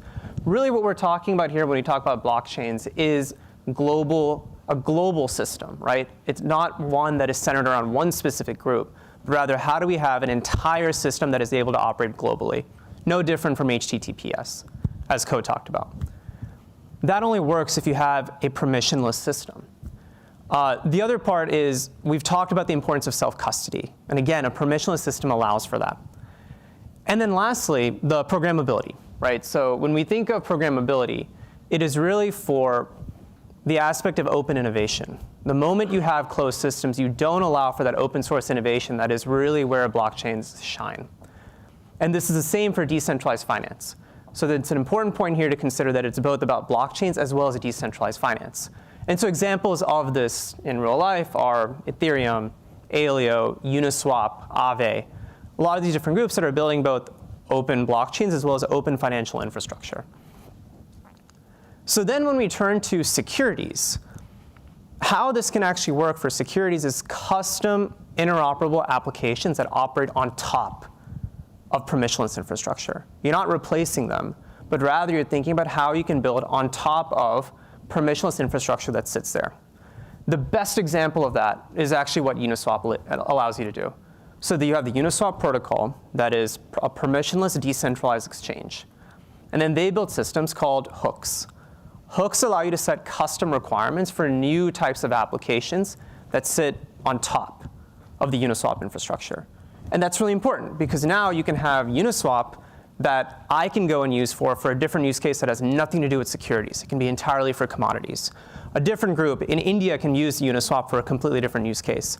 And then someone in the United States who's thinking about securities can use Uniswap for their specific use case without affecting me or that developer or that organization in India. That's really important. And then the same thing you can do, given that you have open source technology, is when we Let's refresh this again. This is the SEC's website. Let me refresh it one more time. We are live at the SEC, so we are having within their issues system, from them. but it is a separate instance.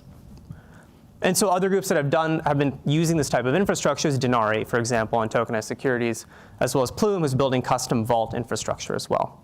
So again, the important part here is all this operates on top of decentralized infrastructure. And so how this works, to actually show a diagram, is here you have a front end, and then you have a USDC paired with a tokenized security, which sits independent of an Ethereum USDC pool, which can sit independent of a Solana USDC pool. So again, these can all coexist, all of this because you have common infrastructure. If you don't have common infrastructure, this breaks down. Then we get into the next part. So how do I, if I'm creating a tokenized securities market, set rules for, hey, certain users should not actually be able to access this because they need to be accredited investors. They need to be an approved institution. And so that's when you come into programmable policy infrastructure, which is where we specialize as well.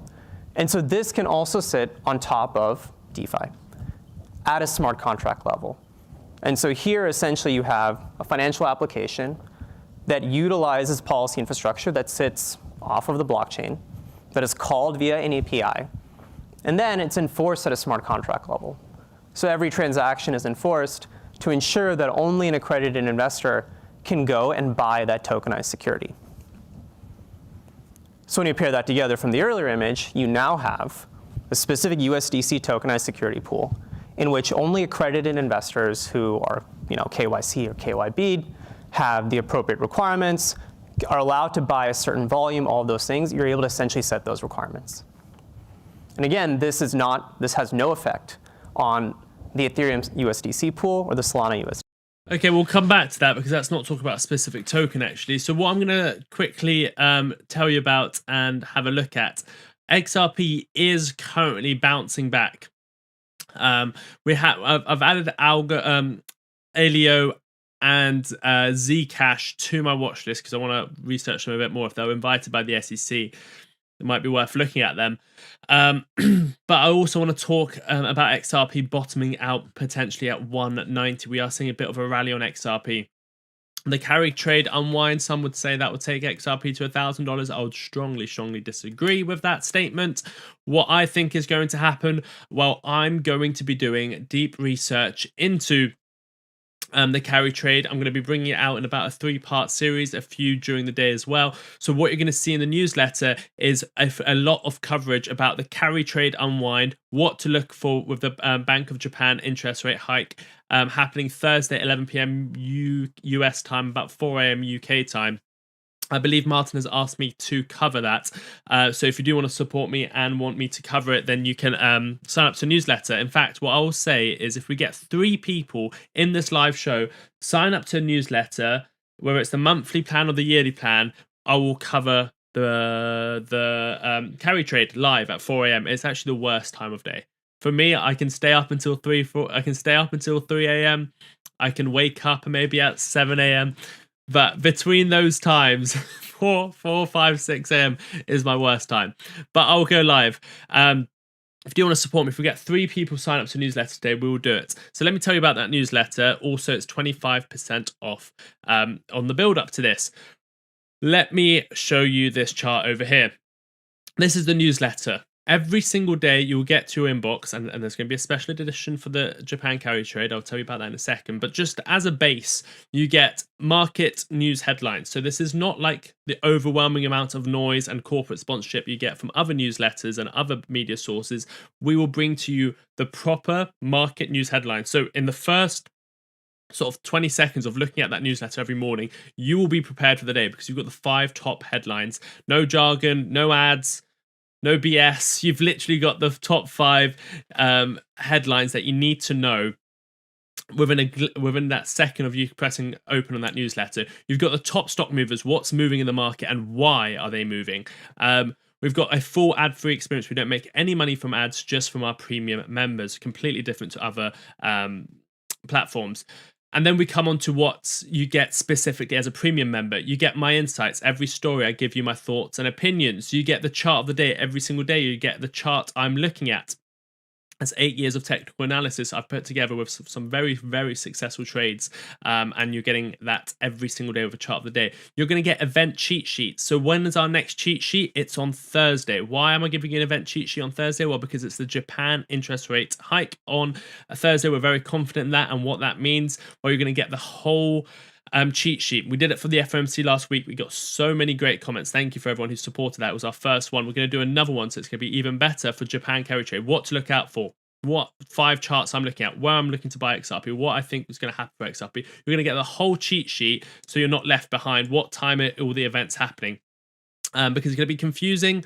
And as long as you understand at what time specific events are going on, what the charts you should be looking at, what the words are you should be looking out for, then you'll come out successful. If you go into there not understanding how Japanese interest rates work, not understanding the timing, not understanding what words to look out for, you'll come out unprofitable. So this is another tool in your toolbox. You get deep dive research. You actually get that every single day. Every single day there is a detailed breakdown. Specialist emerging tech, that's written by experts within that field. What else do you have? You've got exclusive XRP crypto report. So we just launched our weekly XRP newsletter every single Sunday. This is the first ever XRP specific newsletter, and you'll get access to it for 25% off today. You get the one-on-one DM access, so you can message me at any time. You get the financial planning tools, budget planner, debt planner. That's coming soon, potentially by the end of this year. Portfolio Insights app, so much research and development going into that. That's going to be coming to you, full access 2026, and also the charts training course that will hopefully be with you by the end of the year or the beginning of 2026, a full technical charts course. If you buy it now, your price won't go up in the future. Once the Portfolio Insights app comes out, if we do have a price increase, then you won't be affected if you buy it now. So on top of all of that, you get the Bank of Japan report, which will be before, during, and after. So that will be great. And if you do want us to cover it, if we get 3 people sign up today, whether it's the monthly or the annual plan, let me know in the chat straight away if you have signed up to it. I will cover it live on YouTube as well. So I'll give you the link in the chat right now. There it is. It's 25% off. I think it's actually on for the monthly plan. We haven't done it for the monthly plan before, but you can do it for the monthly plan as well. 25% off. Let me know in the chat once you've done that. And then if we get 3, we will do it. Who's coughing up a storm at the meeting? Yep, there was someone coughing in the meeting. This is bearish AF from a legislation stat, but no, I don't think it is. I think this was actually pretty bullish. Sensei, I've got the newsletter, just some of it is laid out laid out like a dumbfounded. I'm not that new, but pretty new. Could you sometimes sum it up a little more?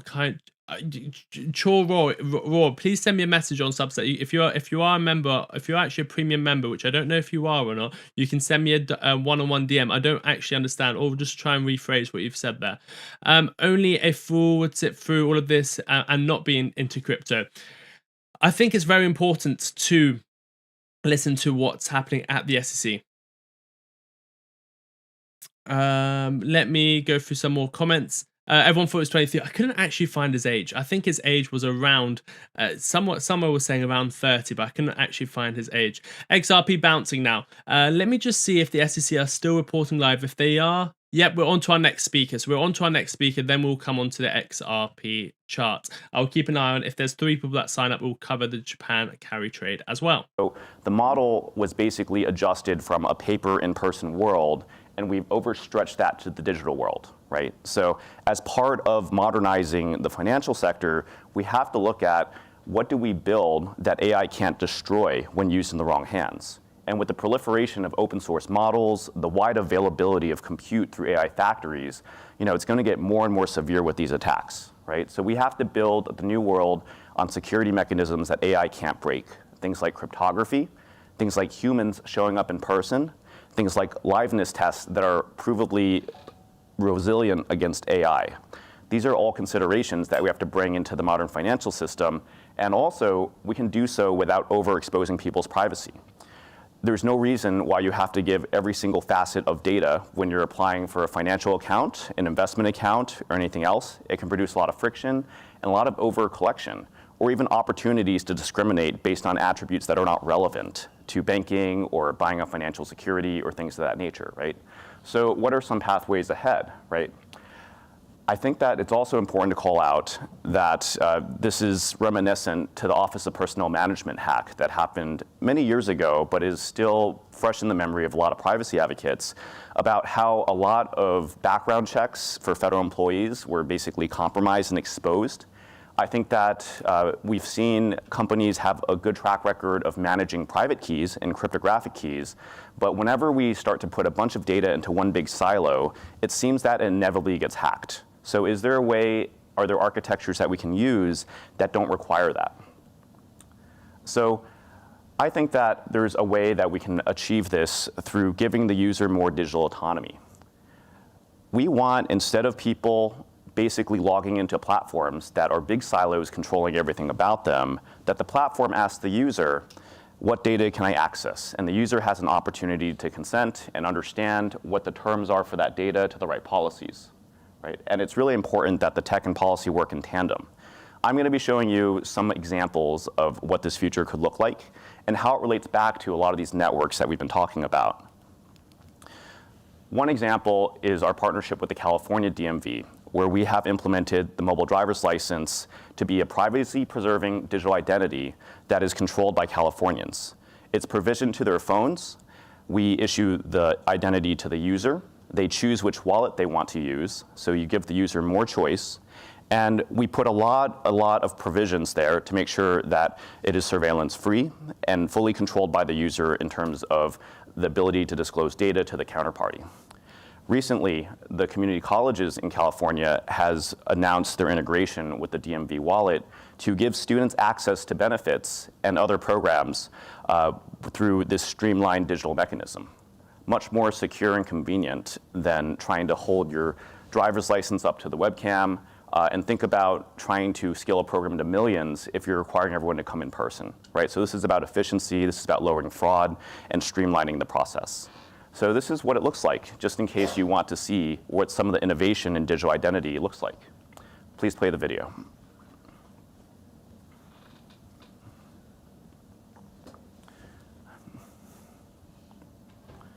So you're at the community college website. This is a test credential only, and you're able to basically disclose the fields to the website for purposes of identity verification. Very fast if you think about how much you spend time on, maybe you've seen your kids use the Common App or fill out all these different forms for college applications, right? If we make things digital and convenient and secure and also privacy preserving, right, this gives us an opportunity to really streamline that while preventing a whole bunch of fraud and over-collection risk. Onto another example, you need policy to go with the technology. So Utah is a state that's been leading on the policy innovation for privacy and also digital identity. Earlier this spring, Governor Cox signed into law Senate Bill 260, which talks about state-endorsed digital identity. It basically says that the state doesn't issue your identity because whatever the state can issue, it can take away. However, the state may endorse your identity in a way that is useful to you if you meet its requirements. And you can take that endorsement and do identity verifications and meet compliance requirements to basically be able to go about the world, right? So that model works a lot for people, and it is also very strongly aligned with a lot of the recommendations from the ACLU for digital identity programs at the state level, including the right to paper or plastic credentials. If you don't want to use the digital system, it's not forced onto you. If you want to be able to use it, it's not going to track you, right? So these are constitutionally based protections in Senate Bill 260 that became the state code earlier this year. It binds all future digital identity programs in Utah. And many other states are interested in this model, and it is not one-sided. It's basically across the board. A lot of people think that this is a good model, and we're starting to see this policy innovation come about. We have all the technology that we want to protect privacy, but unless you have the backstop of policy to make sure that is the law of the land, it is really hard to ensure that people actually have privacy.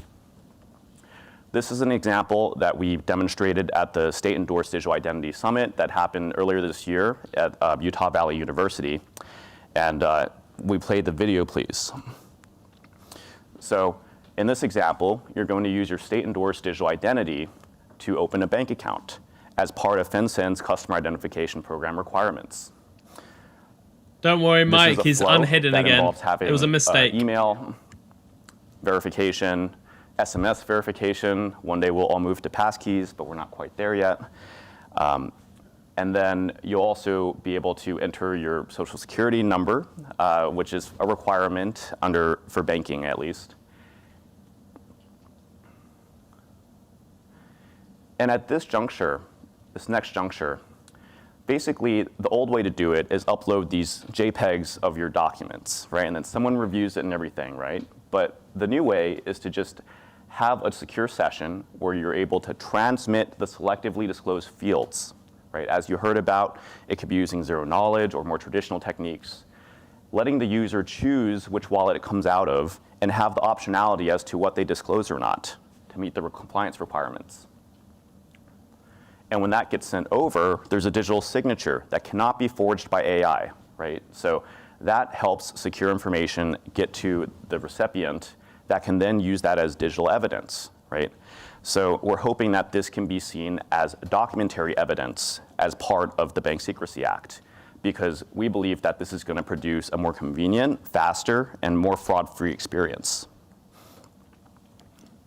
So all this combined, where we have this growing momentum across the technology innovations, which, by the way, are in over 17 states. There's a website called MDL Connection that you can go to and see all the active digital identity pilots. We have the policy as well getting figured out so that it is constitutionally based protections for use of digital identity. And we have a lot of the use cases, especially in the digital assets ecosystem, as you've seen here today, that require identification, right, in a streamlined manner. So all this puts it in the right direction. So what do we need from here, right? Well, fortunately, there's a body of work that I think is very important to bring up at NIST, the National Institute of Science and Technology. They have a program called the National Cybersecurity Center of Excellence, where they literally research how do we use digital ID for purposes of banking KYC, access to healthcare benefits, and also government benefits more generally. Right? Those are, I think, the 3 research tracks. I recommend looking it up. I think that work is a collective effort. In the first research track with financial institutions, it was financial institutions talking to tech companies, talking to regulators and NIST itself. How do we find the best practices for industry there? And I think that it is a shoo-in for the digital assets industry for us to consider the work output from that group. I think also ensuring that we're able to get accurate numbers on fraud is critical, so we know where to apply a lot of the different research and techniques. So allowing for Treasury to collaborate with more technical institutions like NIST and come up with joint recommendations would be a really great way, I think, to lever the existing work that has happened and the great momentum we're seeing across the different states, because identity is being driven by the states. And I think that is the way that it will be in this country. I think it's better to keep it decentralized. It's harder to attack that way. You don't have one silo with everyone's identity that can be either misused or it can basically be compromised by adversaries, right? By keeping it more spread out and having it federated at the protocol level seems to be a much better approach. And finally, here's an example about the future that's possible, where we're talking about disaster relief payouts after, let's say, a hurricane or some kind of natural disaster happens, right? Let's play the video. And you're trying to get funds to people who need it, who need to buy basic necessities, right? What are ways that we can do that without opening the doors to massive fraud? A lot of these same protections can be used for financial securities to increase ownership of assets for Americans. So in this example, you see a web form, a very nice one, but it is pretty onerous to fill out all those fields, right? You have to put all your information in. You might have 2 dependents. So if you have kids, then you might need extra funds to make sure that the whole family is okay, right? And you might have some other important information like proof of income that they're requesting, right? So when we move to a world with digital wallets that are controlled by users, and they can basically share what they want to decide, you can scan that. You can choose what wallet you want to use for the experience. And you're able to see all the data before it goes out. Who's getting it? What framework is it being released under? For example, privacy framework in California or somewhere else. And being able to understand where the data comes from.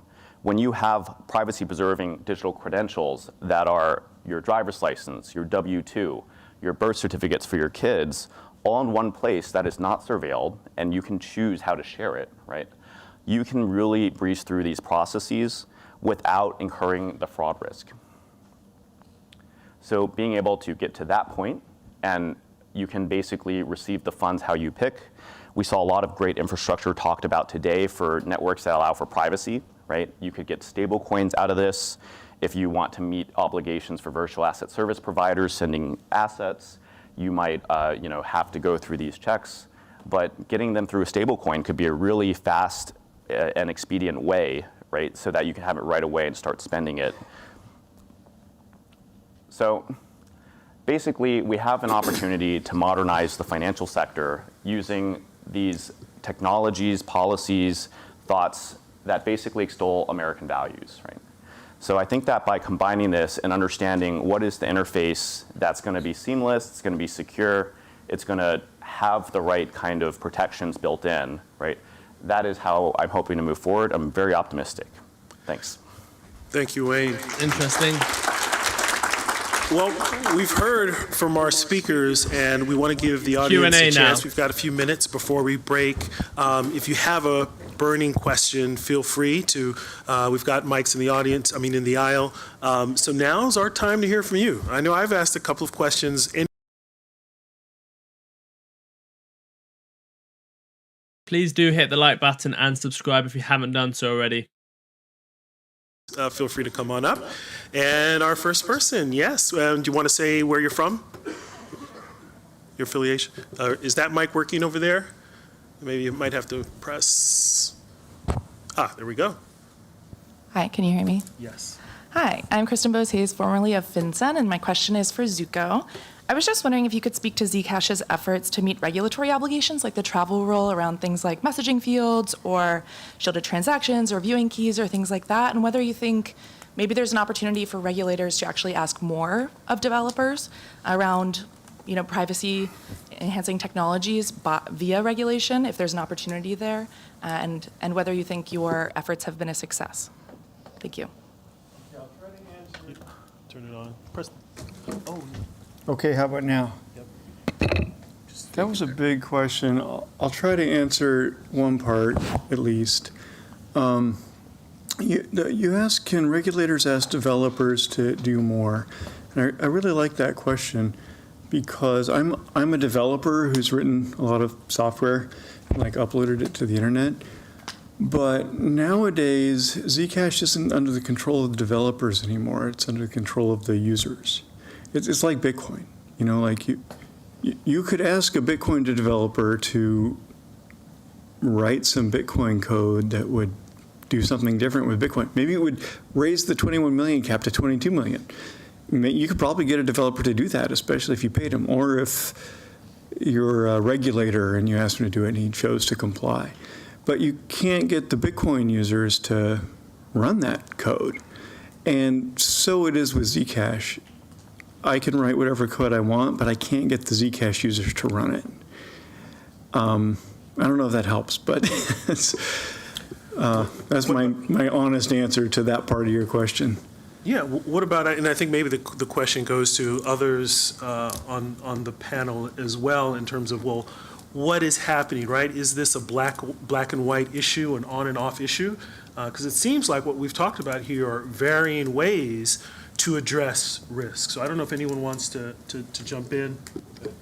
Yeah, I'll say if the asset is run by the users, then I think, Zooko, you're completely right. If it's a different type of asset, let's say it's a bond issued by a corporation or a government, then a regulator can go see that issuer because there's a specific issuer. I think there's a major difference between a kind of issuer-less asset and an asset issued by a given entity. I think the question follows more the asset issued by a given issuer, and it's more challenging for an asset that is issuerless to be followed the same regulation. Yes, Jill, go ahead. Yeah, maybe I'll just add that at least my experience of building these types of products in the space, most of the time you are interfacing with, ironically, a sort of intermediary. So, if you're building a new blockchain with a new asset, you might be interfacing with the likes of Coinbase and exchanges who are giving you guidance on what they'll need in terms of things like view keys. And, if you are, I would imagine, products like Canton serving many enterprise. We're just getting information in that customers, potentially you'll the probably Clarity be Act will be interfacing with tomorrow. them. And I think that there is a huge opportunity for net new products being developed today by developers. It's less relevant perhaps to things that have been existing for the last 10 years, but for the likes of FinCEN and regulators to engage directly with industry, certainly, instead of us having to kind of rely on what exchanges or other parties are telling us. Other questions from the audience? Okay, gentleman sitting down right there, come right up. Hello, I'm Charlie Chen from Taiwan Anti-Money Laundering Virtual Asset Association. So I have a question for Cole. So you mentioned that kind of a futuristic way we can balance compliance and privacy through like smart privacy. So the smart contract deployer can deploy like measure to control this risk, to mediate this risk. But I want to ask more about like realistically how to actually managing this deployer to make sure that they implement sufficient parameters to prevent illicit players. Do you think it's rely on the regulator to kind of check on individuals, or it's rely on the infrastructure deploy to make sure that people deploy smart contract on the blockchain can be compliant with these regulations? Thank you. I think it's going to be a combination of both, right? The developers, the businesses, the companies that are deploying the smart contracts, they need to understand their left and right lateral limits, so there needs to be some sort of guidance. But like I said in my speech, or my presentation, or my discussion, I guess it's not a presentation here at the SEC, the key to all of this is programmability. When you have the ability to program smart contracts, you can meet whatever requirements are pretty much asked of you.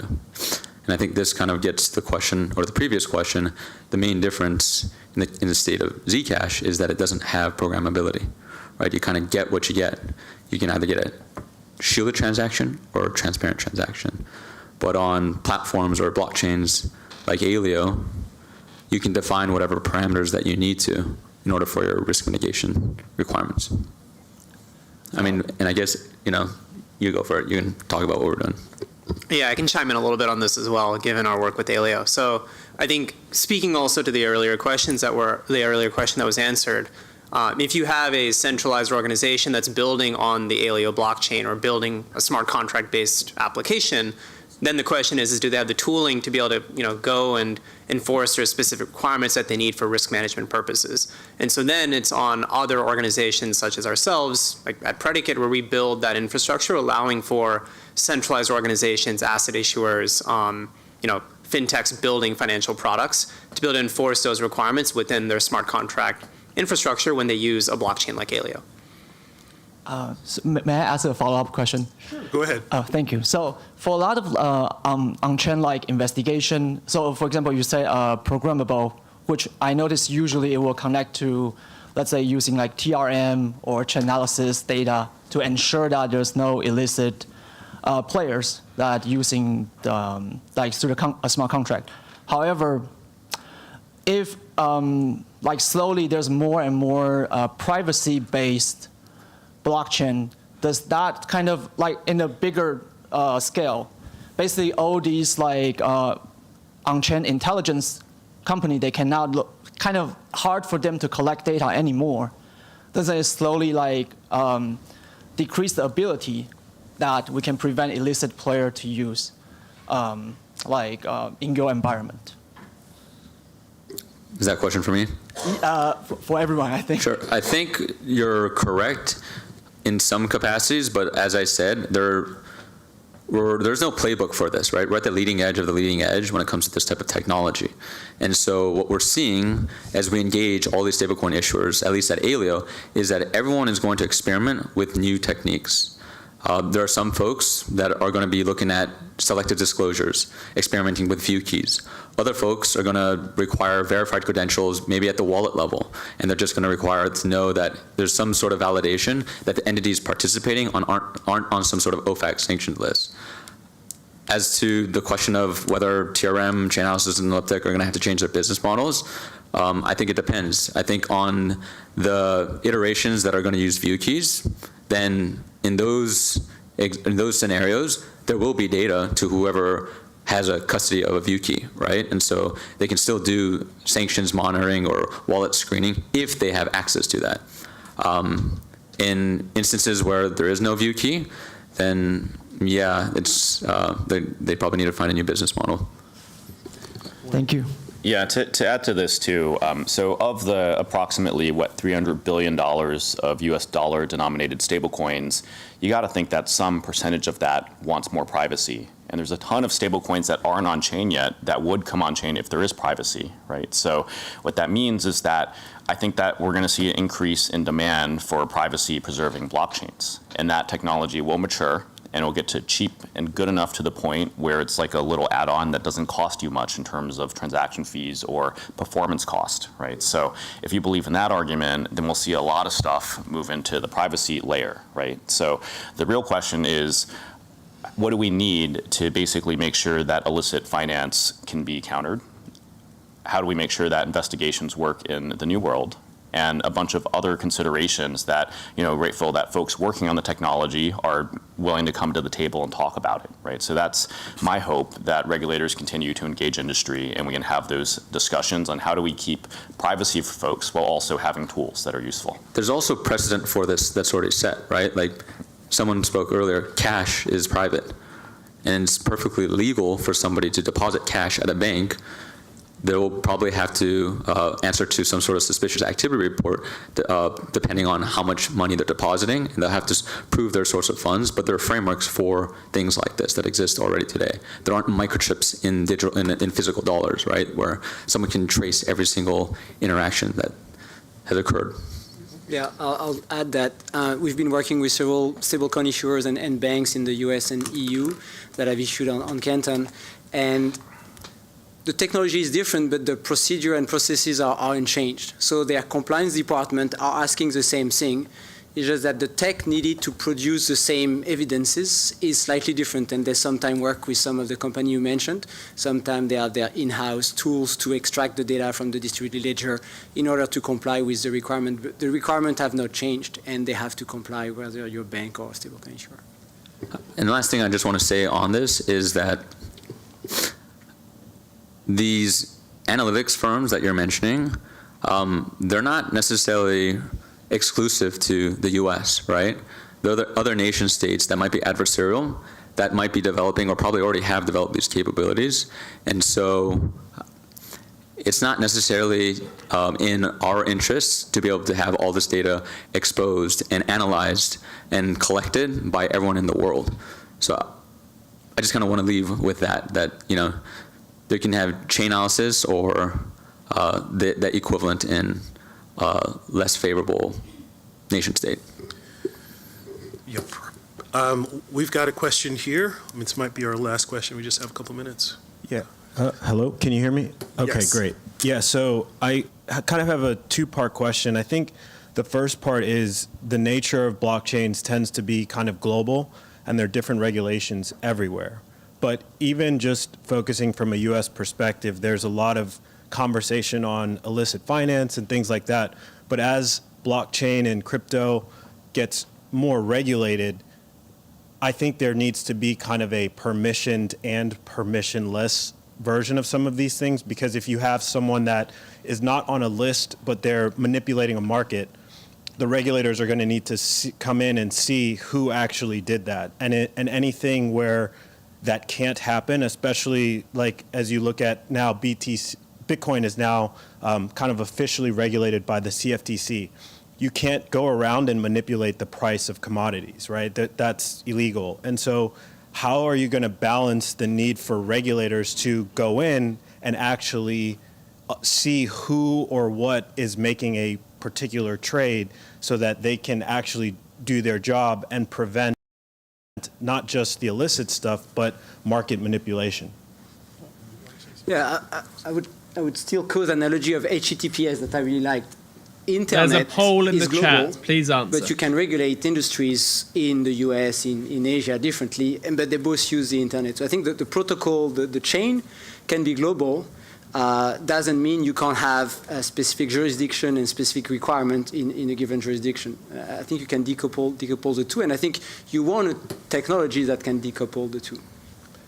And you also said, when you started out, you said that there's now more regulation that's coming, and what we have to keep in mind is activities are regulated. Companies that are doing certain activities are regulated. So I think the gap that we're caught up in is just that a lot of these activities, these are old activities, whether it's derivatives trading, securities trading, trading of all types of assets, those activities are regulated, but the gap is how do we fit that into the blockchain environment? And I'll probably maybe put a preview to what's going to happen. Maybe this is actually a good segue since it's almost 3 o'clock. What we're going to do in this next segment is discuss the sort of spectrum of policy approaches, what's happening from a variety of speakers where we've assembled. This is my segue for the next segment before we break. So we've got quite a few bright minds that we'll introduce for the second segment to talk not just about this, but about the range of issues as we go from the tech, which you've seen in our first segment. You've seen these different solutions. You've seen the importance of privacy. And what we're going to do when after we take this break is we're going to talk about, okay, so how does this get real? How do we make this from a policy perspective? How do we translate this into implementation on a wide level? And I think we're going to have a very robust discussion, a variety of views, but we're all focused on privacy. And if you do come back, I promise, some of you, if you've ever seen stuff that I've moderated, there are going to be pop culture references. I'm going to bring in some movies as I frame up my comment, the conversation. But we're going to come back and have a very, very good discussion after our 30-minute break. So Samira, should I hand it over to you to tell us what's next? Yeah, thank you. All right, thanks everyone for hanging in there. Can we hear me? I can shout. I have a bunch of kids, so I'm used to it. Well, thank you to our panelists. If we could give another round of applause to them. They did a great job. It's a brilliant group. Honestly, look them up. I know there are other questions in the audience. I'm sure all of them could talk privacy and blockchain all day long, so please feel free to follow up with them either online or in our break outside. I'm hoping that for one, all of this technological development means I don't have to remember dozens of passwords anymore, especially if I put 1, 2, or 3 exclamation marks at the end of each one. And I want to thank all of you who came in person today. I grew up in Michigan where even if there's a foot, wait, okay, eye contact, yeah, all right, I'll talk to you after. I grew up in Michigan where even a foot of snow doesn't stop us from going to anything. But here in DC, if the weather dips under 40 degrees, most of the city is not going to leave their homes. So you guys are especially brave for being out here. I've been having meetings across DC on financial privacy, and it's on the front of mind for so many regulators and people, and it should be. I want you to think of your day today. Did you tap in at the Metro? Did you buy a coffee and tap in there? Did you send some money to your kids' holiday party fundraisers because the teachers need presents? If you didn't, this is your PSA to Venmo the parent that's been harassing you. All of these things are places where our private information is circulated at unprecedented rates, and that allows for relatively easy surveillance of all of us. It's not only what we transacted, but where we were when we transacted. So my digital electronic footprint could tell you exactly where I've been all day and where I will be later today as well. We don't have to live this way. There's an arguably better balance between privacy and national security. Our next panel will delve into that, as Yaya previewed, and I think it's going to be a really interesting discussion. I hope to see you all there. And if you were able to follow my financial footprint this morning, you would know that we're about to enjoy some donuts outside from my favorite donut shop in DC. So please go ahead, refresh, and then we'll see you back here at 3:30. There we go. Okay, very interesting stuff. We'll be covering that parts of that in the newsletter tomorrow. So crypto is coming back down now. So let me go over here and have a look at the markets. XRP had a dead cat bounce and it's coming straight back down now, down 4.43%. No mention of XRP. Other coins, they even brought up a whole list of real world assets. XRP and Ripple didn't make it to that list. Arguably so because they haven't been tapping into that market. Now they are. But we had no mention of XRP within that, and that's obviously adding to this sell-off. We are getting close to Japanese interest rates hike. We are about 85-90% confident that there will be a hike. We'll be covering it live on the show if we get a few more people sign up to the newsletter. So we haven't had anyone take advantage of the code yet. So let me just show you this on the live chat. Let me first see the poll. Do you have the newsletter? 56% of people don't. What is going on? 56% of people don't. You can get it for free as well. I don't know what's going on. Why don't you even want the free newsletter? Try it out. So click this link. For the first time ever, it's going to be on the monthly plan as well. If we get 3 people sign up, we will cover the Japan carry trade live on YouTube. I know everyone wants that to happen. I think Martyn's asking me to do it. So yeah, what can you do? Well, you can support the newsletter. Either become a monthly, yearly, or free member. There's also a lifetime plan, but the best value is obviously that annual plan. But there is a monthly plan if you want to do it monthly, and that's not going to last too long. That's 25% off. You click that link, you just type in your email. Even if you don't want to pay, there is a free plan as well. So check out the free plan. We are getting a little bit of chatter about Clarity Act tomorrow. Remember, with the newsletter, you get the technical analysis trading calls, the budget planner, you get the daily newsletter, you get the cheat sheets for FOMC and the Bank of Japan. You're going to get all my charts before that Bank of Japan. That's why I'm stressing it right now. So do that in the meantime. I can't believe 57%. There's even a free version, and 57% of people don't have it yet.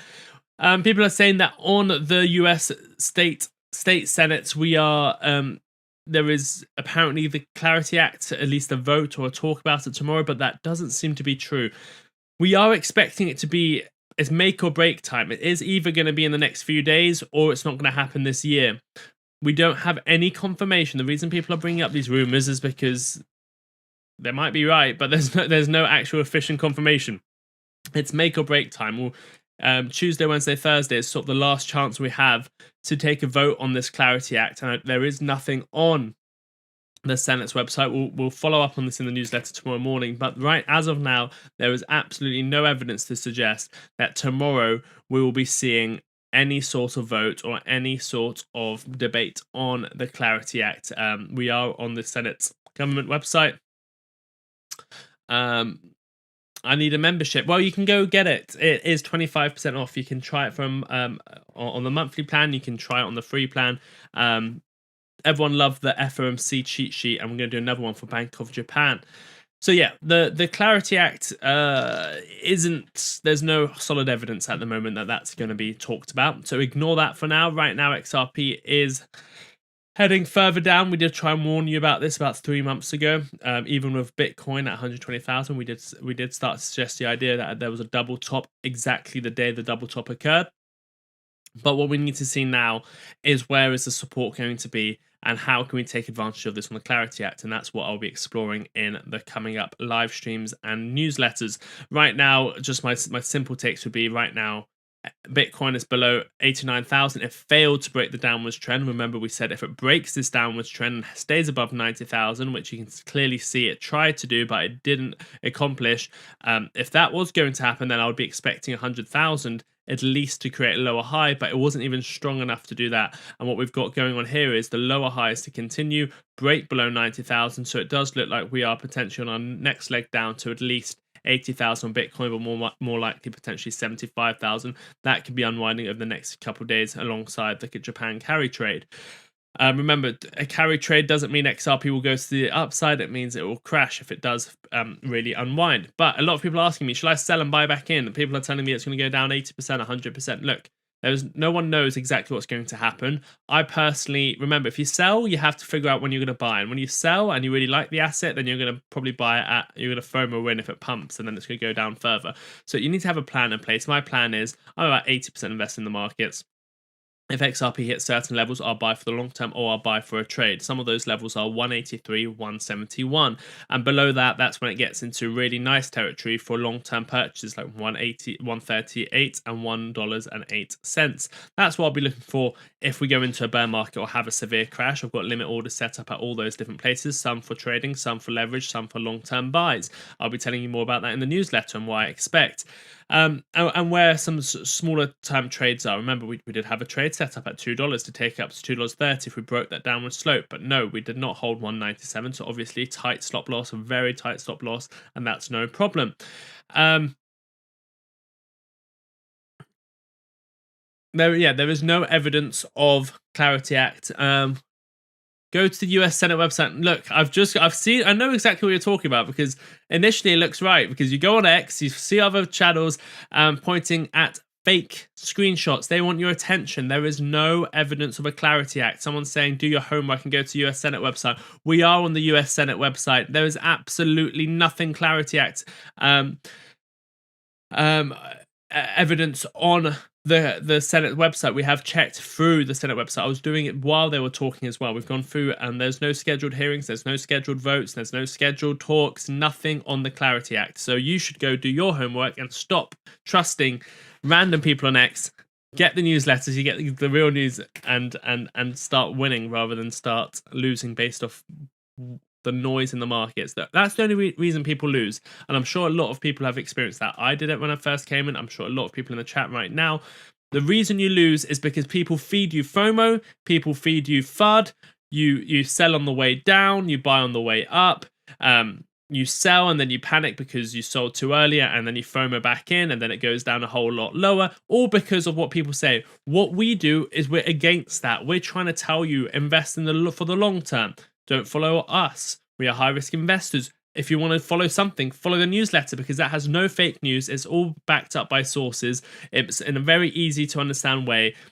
And if you look at industry professionals, the people that consistently win, it's because of where they get their news from. Just like when they say you are the sum of the sort of 3 or 4 people you hang out with, it's the same with the news. If you just keep listening to fake news and keep ingesting fake news from X or other YouTubers, you're going to end up losing. If you start taking in knowledge and real news that industry professionals and people that keep winning take in, then you're also going to turn into a winner. So again, another reason to sign up to the newsletter. Let's see if anyone has taken advantage of that 25%. And no one has. If we don't get anyone do it, then we might not even cover the carry trade, because it's a lot for me to wake up at 4 a.m. and do the carry trade on wide stream. I'll still do the newsletter, but if you want me to cover it live, if we just get one person supporting the newsletter today, we will do it. There is the link. Not a myth. It will be signed. It could still be today. It could still be this week, but it's nothing scheduled. If it's going to be this year, it's going to have to be by the end of this week. Not sure if I missed it. Where's the buy zone for XRP Friday? I just went over a few buy zones. For me, again, it's not for you. It's my thoughts and opinions where traders will be looking. Great strategy. Thanks to your Sunday show. A registered temptation to go all in October and left 70% in stablecoins. That's enabled me to buy the dips and continue lower my DC average. Christopher, what an amazing member this is. Such a supportive member. A founding member on the newsletter, actually, Christopher Pennington is. And he said, thanks to your show, I resisted the temptation to go all in. Yeah, I don't know if that's referring to this week's live Sunday show or a month ago, 2 months ago, where I started talking about that bear market and a lot of people were upset with me. But I know it saved a lot of people. The link doesn't work.